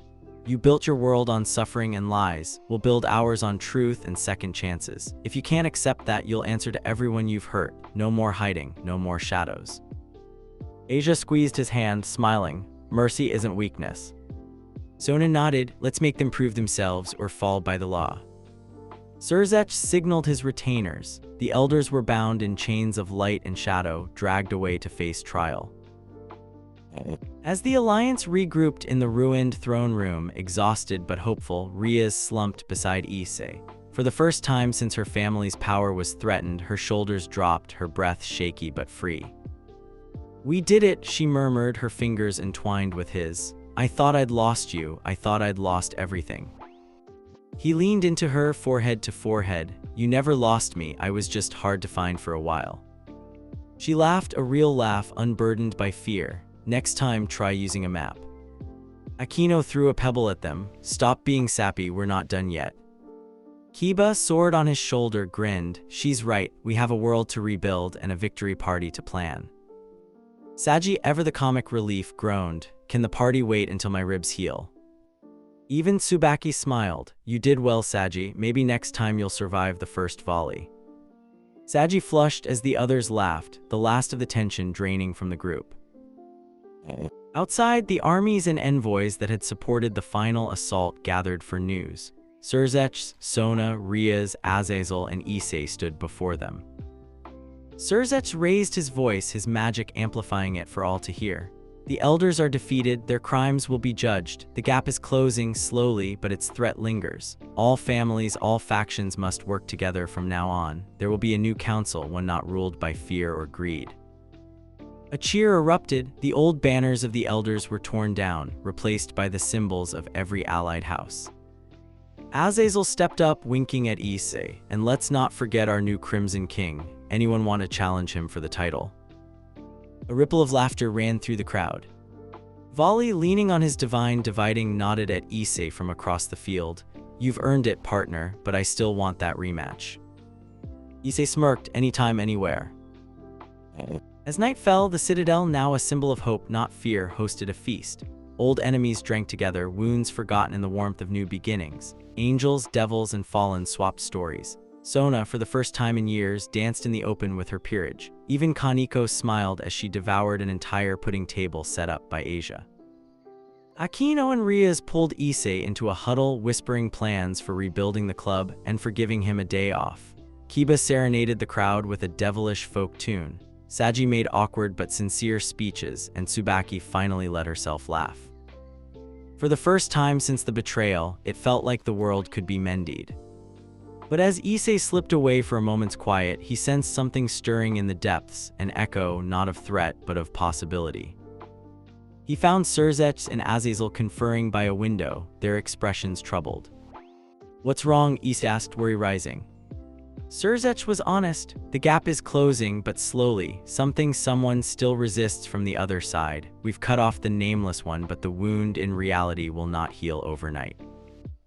Azazel added, "A few elder loyalists escaped in the chaos, and the magical storms in the far underworld are getting worse. You may have more followers than you want, kid, but you also have more enemies." Issei nodded, feeling the responsibility settle on his shoulders. "I'm not a king, I'm just someone who won't give up on his friends." Surzech smiled. "Sometimes that's exactly what a king should be." As dawn approached, Issei found Rias watching the stars from the citadel's highest tower. He joined her, and for a while, they just breathed. Rias broke the silence, her voice raw. "What now, Issei? What do you want?" He considered, searching for an answer he could live with. "I want us to be safe. I want the club to laugh together again. I want to protect what matters without losing myself. And I want you, all of you." She kissed him, fierce and gentle all at once. "Then let's build that world together." The sun crested the horizon, spilling light over the underworld. In that moment, hope felt real. But deep below, in the ruins of the Nameless One's lair, a spark of gap energy pulsed, quiet, patient, and very much alive. And in distant lands, strange powers turned their eyes to Kuoh, to the new order rising. Some saw an opportunity, some hungered for revenge, all knew that change had come. Above it all, Issei stood at the center of a world remade, ready for peace, ready for love, but never blind to the shadows that remained. Whatever came next, he would face it with his friends, his heart, and the fire of the Crimson King. Peace was a strange thing in Kuoh. For years, it had been the backdrop for hidden wars, betrayals, and battles on a cosmic scale. Now, for the first time, the sun rose on a world where every major player, devil, angel, fallen, and even a few Shinto gods agreed on one impossible fact: the age of the elders was over. But peace, Issei quickly learned, was almost as hard to manage as war. The citadel's halls, so recently echoing with combat, now throbbed with the hustle of statesmen, diplomats, and magical envoys. House banners fluttered from every parapet. The Allied Council, freshly minted, barely trusting, and far from unified, had moved in for what Rias dryly called the world's longest sleepover. Every corridor was alive with rumor, laughter, and the occasional shouting match between rival noble heirs. In the old throne room, the first public session of the new council began. Surzech presided, with Sona and Azazel at his sides. Issei, now legend and target in equal measure, stood near Rias, flanked by his friends. The council opened with a speech from Surzech, his voice steady, words sharp as any blade. The time of secret rule is over. Today, all families stand equal, devils, fallen, angels, and mortals alike. We rebuild not as pawns, but as partners. The nobles responded with a mixture of applause and grumbles. Next came the reckoning, the public trial of the surviving elders. Each was given a chance to speak, to justify or atone. Some wept, some cursed, a few pleaded for mercy. The evidence was overwhelming. Even the most loyal families saw which way the wind was blowing. In the end, a vote was called. The elders were stripped of their power and exiled, forbidden from holding title or magic for a generation. For the first time in centuries, the underworld belonged to its people, not its tyrants. When the sentence was passed, Rias squeezed Issei's hand. "We really did it," she whispered. "It's real." Issei just nodded, emotion thick in his throat. He looked across the crowd and saw hope, uncertain but bright. He saw Sona, her jaw set, and Saji beaming with pride, Akino and Asia crying openly, Kiba and Kaneko standing tall. Even Azazel, always the cynic, had tears glinting in his eyes. But victory didn't mean an end to tension. The next day, the political games began. Rumors about the Crimson King raced through every faction. Some minor houses lobbied to make Issei an official leader. Others feared him, spreading whispers about his dragon-possessed heart, questioning his humanity, calling for new safeguards. At breakfast, Sona read the latest missives with a sigh. "They want you on a council, Issei. They want to see your power restrained. Some even want you to marry into their house." Akino grinned. "Maybe you'll have to hold a tournament for his hand." Issei nearly choked on his toast. "Don't even joke." Kaneko shrugged. "You'd get more pudding, and probably a crown." Rias glared, but her lips twitched. "He's not going anywhere, not unless he wants to." Asia, as always, tried to soothe. "Maybe we can use their interest. If Issei represents unity, maybe fewer will try to start trouble." Issei shook his head, torn between laughter and dread. "I didn't survive a cosmic betrayal to become a prize at an auction, but I'll play politics if it keeps the peace." Saji piped up. "If they want unity, they should put me on a poster." Survived the nameless one and Kaneko's training sessions. Tsubaki deadpanned. "Poster children usually have fewer bruises." Despite the comic relief, the club knew the pressure was real. Azazel called an emergency council that night. In a private room with Rias, Sona, Surzech, and the core club, he laid out the threats still looming. The gap's still unstable. Magical storms are popping up all over the underworld. A few elder loyalists escaped and the Kuoh's brigade isn't finished. There are reports of a new cult forming in the chaos, calling themselves the Reclaimers. Their goal is simple: return to the old ways, destroy the Crimson King, and reawaken the Nameless One. Sona's eyes flashed. "We can't let the world slide back. We need a public act of unity, something that can't be spun or undone." Surzech agreed. "We'll hold a unity festival, every major house, every allied race. A show of peace, power, and a promise, no more secrets." Rias looked at Issei. "Will you stand with us publicly?" He swallowed. "If I run now, everything we fought for dies. I'm in." Akino elbowed him. "Just don't trip on your way to the podium." The next week was a blur of planning. The Unity Festival would take place on the Citadel's grounds, with magical wards, every faction invited, and neutral observers from the human world. Rias coordinated the devil families. Sona handled logistics, turning the Citadel's chaos into something that almost resembled order. Kaneko, Asia, and Kiba oversaw security. Between the three of them, no one got within 100 meters of the VIP suites without a background check and a lecture about good manners. Issei trained relentlessly. He'd grown used to being a symbol, but now he had to be ready for anything. A smile for the cameras, a fist for any ambush, a heart for every broken alliance. Even Vali offered advice, sometimes appearing unannounced to spar or trade barbs. Smile less, you look less like a dragon and more like a host at a maid cafe. Sometimes, late at night, Issei and Rias snuck away to the ruined battlements. They sat side by side, counting stars, talking about everything and nothing. One evening, Rias asked quietly, if you could have any wish now that the world's changed, what would you want?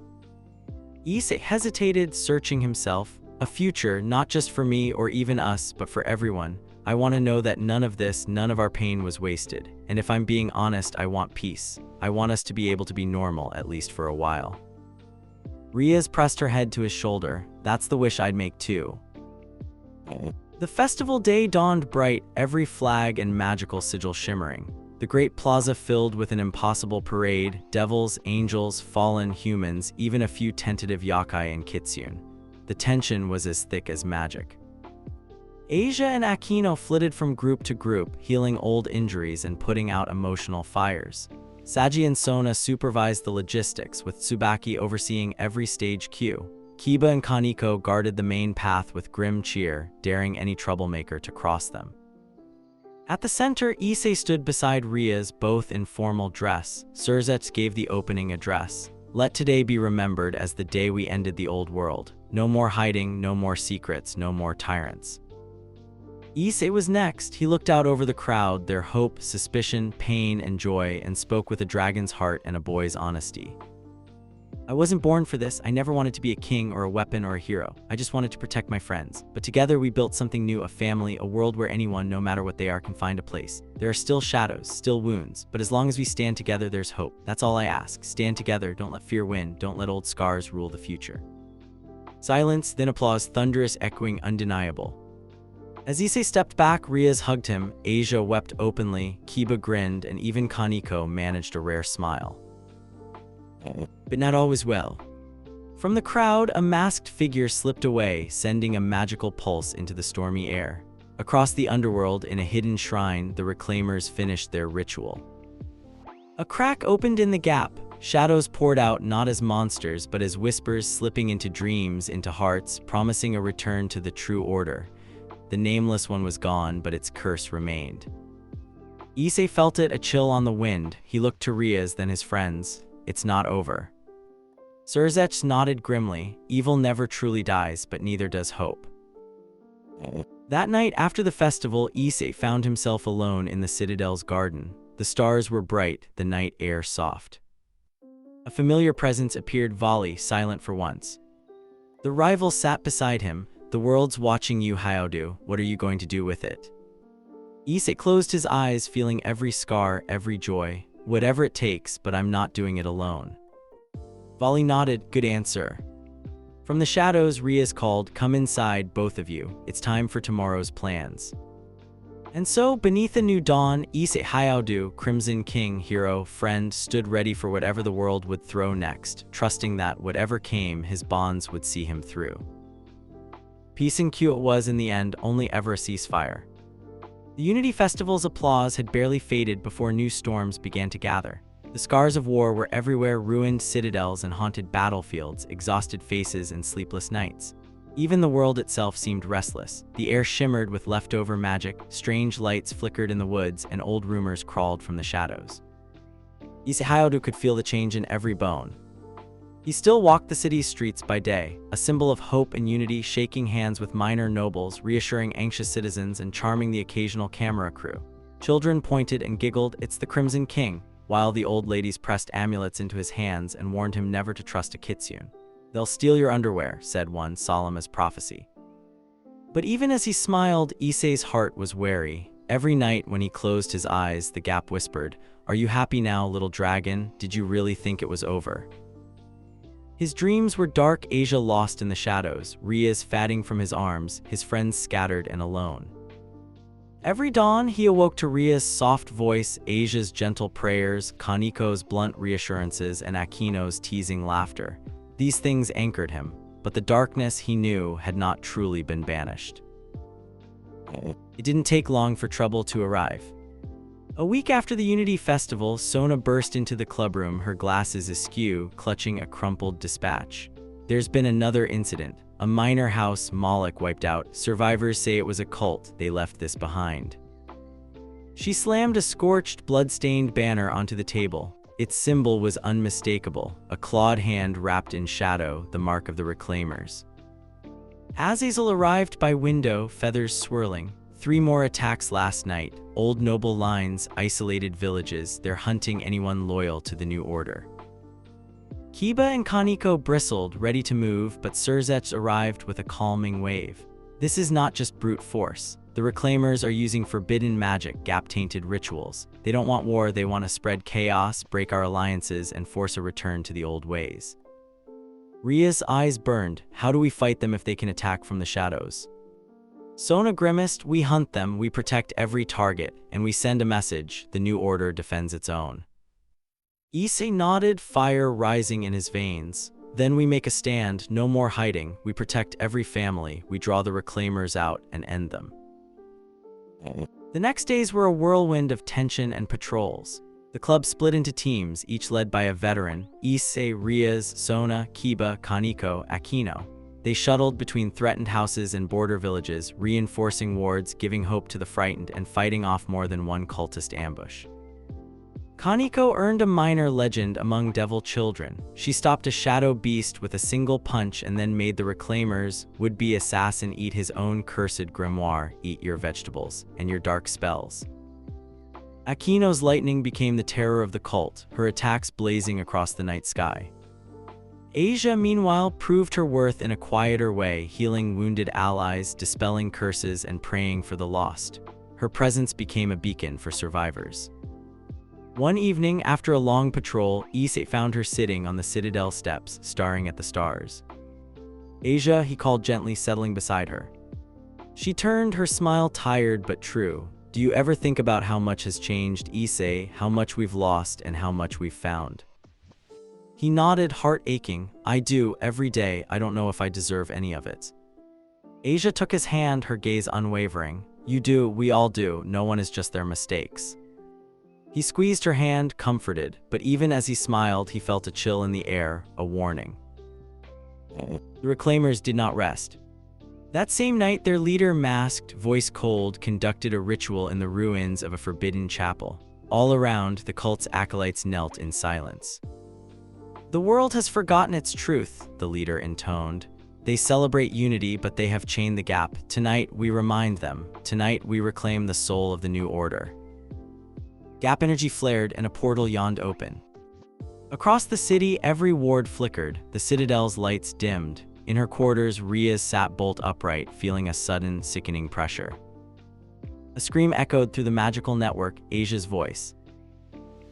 The club erupted into action. Issei led the charge, Rias at his side, Kaneko and Kiba a heartbeat behind. Sona and Tsubaki wove barriers, Aquino and Saji summoned every bolt of lightning and flame they could muster.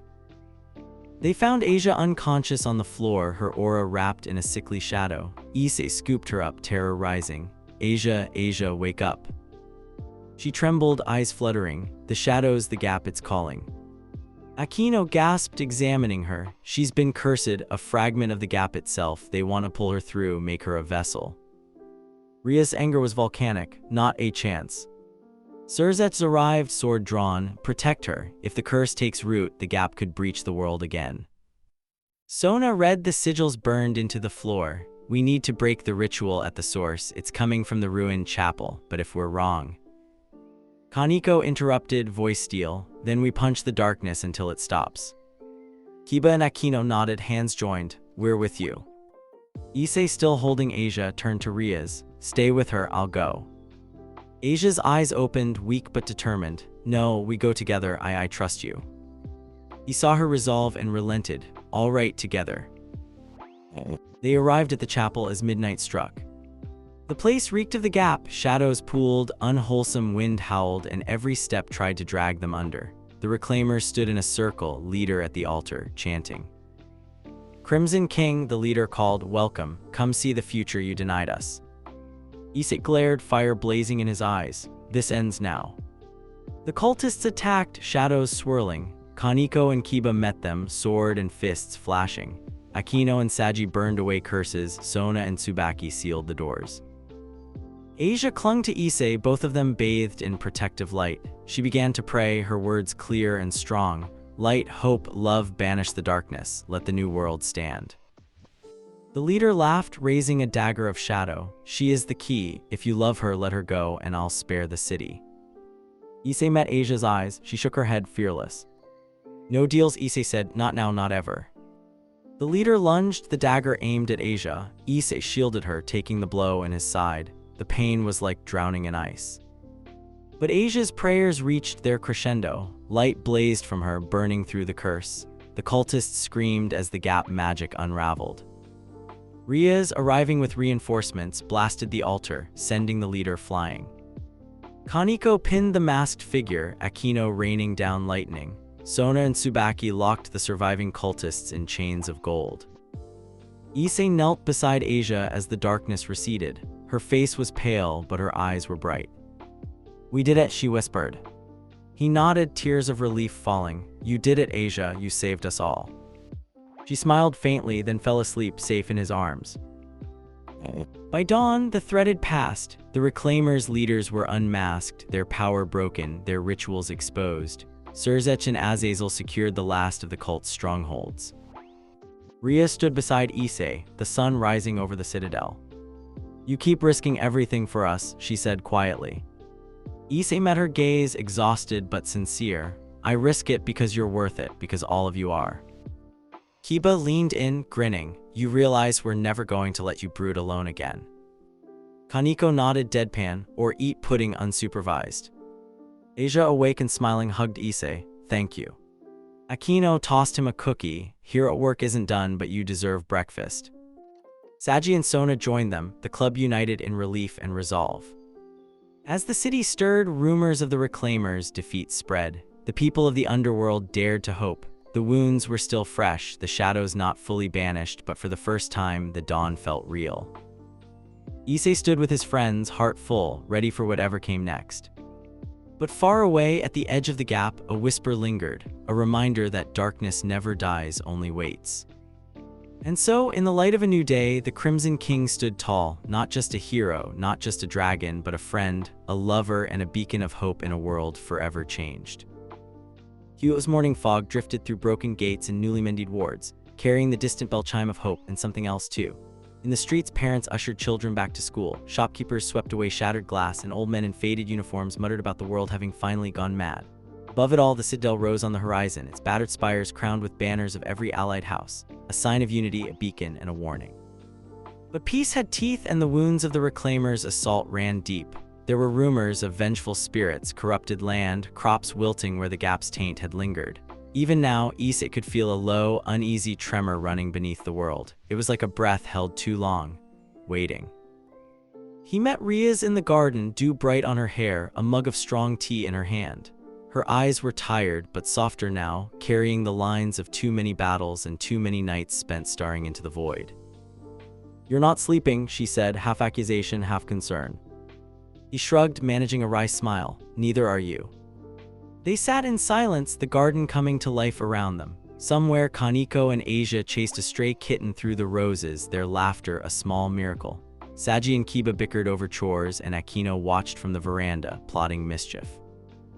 Rias reached out, her fingers finding Issei. We saved the city, she whispered, as if afraid saying it aloud would shatter the illusion.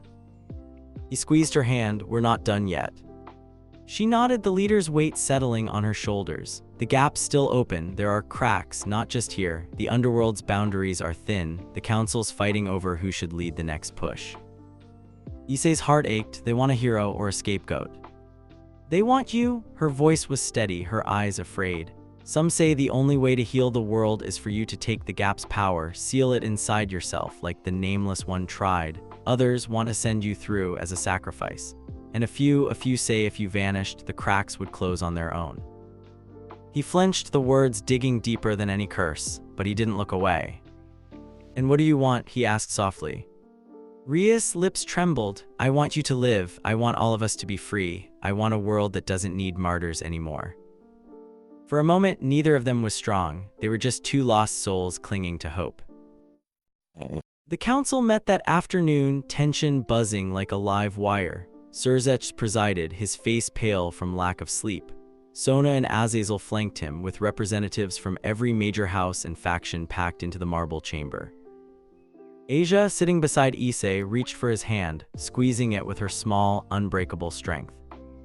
The Reclaimers are defeated, Surzech began, but the Gap's wounds remain. If left unchecked, the magic storms will worsen. If we act rashly, we risk another disaster. We need a solution, and we need it now.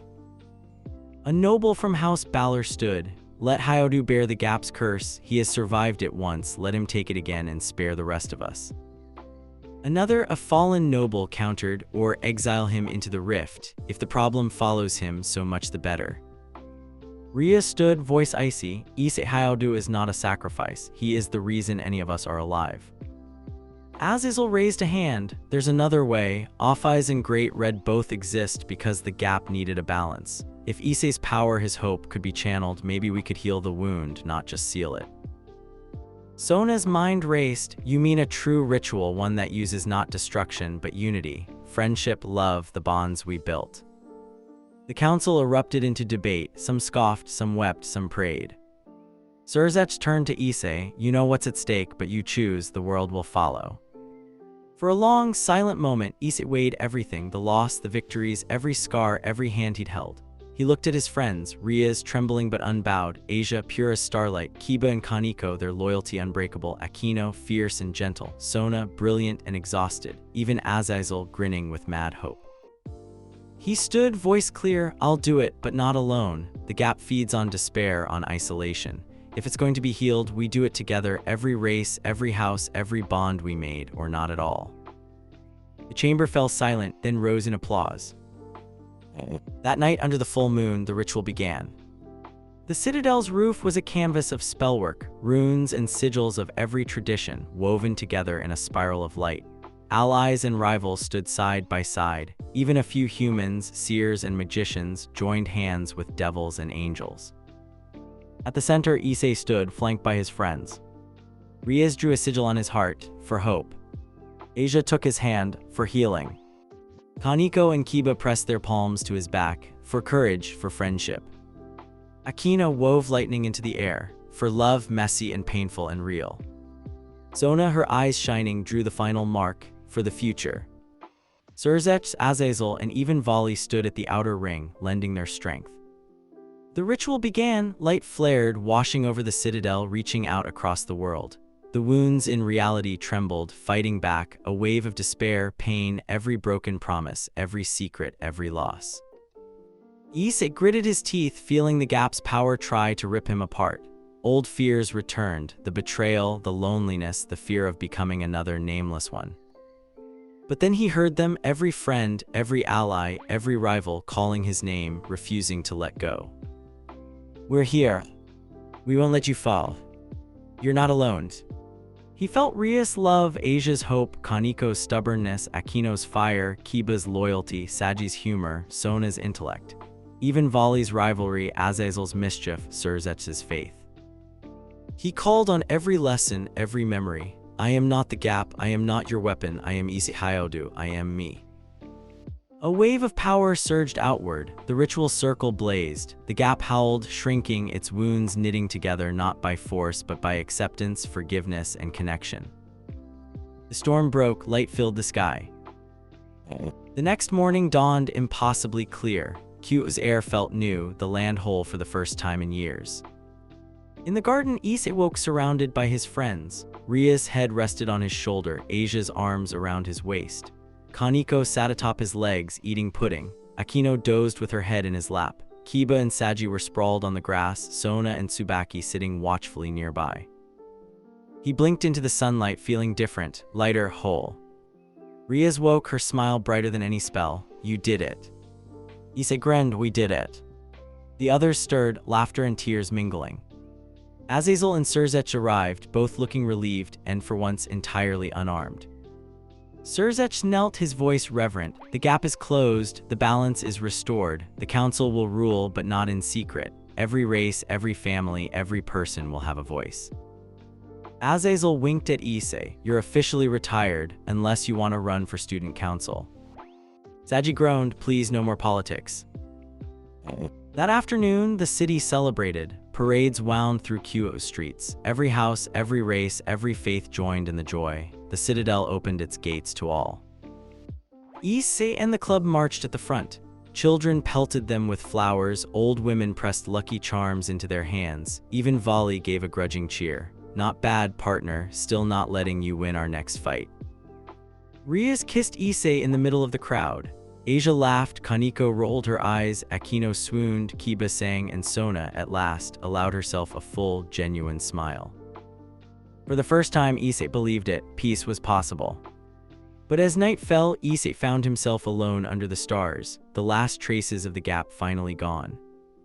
He whispered a promise to the world, to his friends, to himself, no more sacrifices, no more monsters, just life and hope and love. And somewhere far away, a new dawn rose, a future shaped not by destiny but by choice. The end of war brought not silence, but music, bells ringing from Kuoh's temples, laughter rolling through the markets, the riotous, wild harmony of a world learning how to live again. For the first time in generations, devils, angels, and mortals walked the same streets in peace. The ruins of the abyssal citadel bloomed with new flowers. The old council chamber became a school for both magic and mundane, run by a board of every race. Even the air felt new, every breath a little sweeter, every sunrise a little brighter. But for Issei, Hyodu, hero and paradox, the hardest battles came after victory. He wandered the city at dawn, taking in the sights as if he might never see them again. The temple where Asia lit candles, the playground where Kaneko dozed in the sun, the old bridge where Rias first offered him a place in her world. Each place was changed just as he was changed. His power, once a raging, uncontrollable tide, now hummed inside him, steady and kind. There was no more whisper from the gap, no threat of losing himself. There was only choice. He passed a group of children playing, their laughter a balm to every scar. One spotted him and squealed, Crimson King, show us your wings. Issei grinned, unfurled his wings in a swirl of fire and light, and watched as awe became giggles and delighted shrieks. When he made a bunny out of flame, even the shyest girl cheered. Their joy healed him more than any magic. A mother approached, bowing deeply. Thank you, she whispered, for everything. He blushed, waved it away. It wasn't just me, it was everyone, it was all of us. In the new council hall, the first official World Assembly convened. Surzech presided with Sona and Azazel. Tsubaki, Kiba, and Saji sat at the council's edge, scribbling notes and rolling their eyes at the old men's speeches. Rias and Akino, elegant, confident, introduced new laws to protect the powerless, outlaw secret cults, and required joint oversight of any major magical ritual. Asia, dressed in white, blessed the proceedings. Her prayers called down sunlight through the skylight.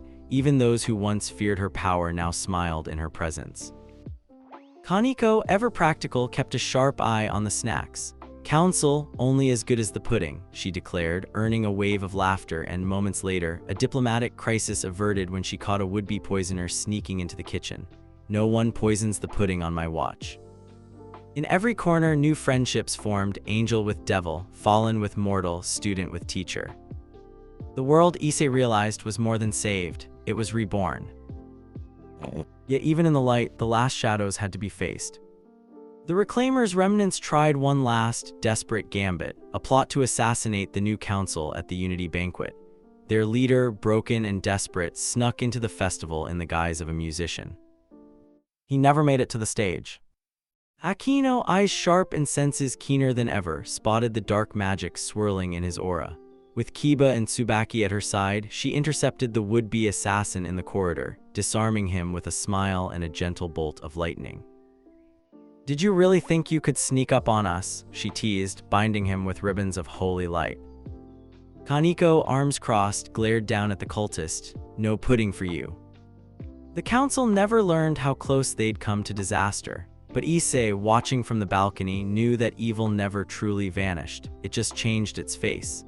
And it was up to every generation to push back, to hold the line, to build a world worth saving. Peace, as it turned out, was built on the small things. Asia opened a clinic for wounded devils and humans alike, her smile a daily miracle. Kaneko became a teacher, teaching self-defense and snark to every child in Kuoh. Never trust a yaokai with your lunch money or your homework. Sona was unanimously elected council chair, with Tsubaki as her right hand and Saji as the most overworked assistant in 3 worlds. Kiba and Akino became local celebrities, the Sword and Thunder, protectors of peace, co-chairs of the school festival, and unofficial counselors to anyone struggling with the new order. Rias and Issei, sometimes together, sometimes apart, traveled the world, negotiating peace, teaching magic, and quietly, steadily, falling in love all over again. Vali drifted in and out of Kuoh, sometimes challenging Issei to a sparring match, sometimes standing by his side as an unlikely ally. "One of these days, you'll beat me for real," Vali promised, "but not today." Azazel, bored by politics, became the world's most dangerous substitute teacher, delighting in giving pop quizzes to Surzech himself. Even Great Red, rarely seen but always felt, left a crimson streak across the dawn sky now and then, a reminder that dragons, like dreams, never truly leave. One golden afternoon, the club gathered for a picnic in the shadow of the rebuilt citadel. Akino conjured lemonade, Kiba grilled skewers, Saji brought a homemade cake with only minor demonic influence. Sona tried to organize a game of chess, only to have Kaneko replace all the pieces with pudding cups. Asia laughed until she cried. Rias teased Issei, who, blushing, pulled her close for a not-so-secret kiss. The whole club groaned, but no one looked away. For a long, perfect moment, there was no war, no darkness, no expectation. There was only sunlight, laughter, and the unbreakable bond they had forged through fire and trial. Afterwards, as twilight deepened, Issei stood apart, watching the stars blink into life. Rias joined him, taking his hand. "What are you thinking about?" He looked at her, at the friends who had become his family. "About everything we lost and everything we found. I used to think I was just a pawn, that I'd always be someone's weapon or someone's prize, but now I get to choose." She squeezed his hand, fierce and gentle. "So what will you choose?" He grinned, feeling hope rise inside him, wild and impossible. "I choose you, I choose us, I choose this world, no matter how messy or scary or beautiful." Rias kissed him, and in that moment, every promise was kept, every hope answered. As the seasons turned, the legends of Kuoh faded into stories told at school festivals in quiet corners under cherry trees. Children grew up safe, families flourished. The old wounds of the gap became distant memories, a warning, not a sentence. Sometimes, a shadow flickered in a dream, a cold wind brushed a window, a challenge came from some distant world. But the Crimson King never fought alone. He was always surrounded by laughter, love, and the knowledge that even the greatest power meant nothing without the bonds that held him to humanity. Epilogue, the heart of everything. On the anniversary of the world's rebirth, the city gathered beneath a sky blazing with stars. The citadel shone, lit by 1,000 lanterns. Issei stood with his friends, with Rias at his side, Kaneko perched on his shoulder, Asia and Akino laughing arm in arm, Kiba and Saji sparring for the next generation, Sona giving speeches, Tsubaki rolling her eyes, even Vali leaning against a tree, quietly proud. Surzech spoke to the crowd, his words echoing through the ages. "We fought, we bled, we broke the old world to build something new, but in the end, it was not power or destiny or magic that saved us. It was the choice to stand together, to forgive, to hope." Issei stepped forward. He didn't need magic or wings or titles. He just needed the truth. "I'm not a king," he said. "I'm not a hero. I'm just a guy who loved his friends enough to keep fighting. You can all be heroes if you stand up for each other, if you choose kindness, if you keep building. That's the real magic." As the crowd cheered, Issei looked up, past the lanterns, past the lights of the citadel to the endless sky. He felt the world whole, bright and new. He closed his eyes, feeling every bond, every love, every possibility. And in that moment, Hyodu Issei, Crimson King, dragon, friend, and heart of the new world, was finally truly at peace. And that's a wrap on today's story. What if Issei was betrayed by Rias and got Great Red's powers? I hope you enjoyed listening as much as I enjoyed creating this alternate take on the world of high school DxD. If you did, smash that like button, drop your thoughts or your own what-if ideas in the comments. And subscribe to Ethereal so you never miss a new episode. Your support means everything and helps bring these stories to even more DxD fans around the world. Thanks for watching, and as always, stay fired up, stay ethereal. I'll see you in the next one. Oppai Dragon out.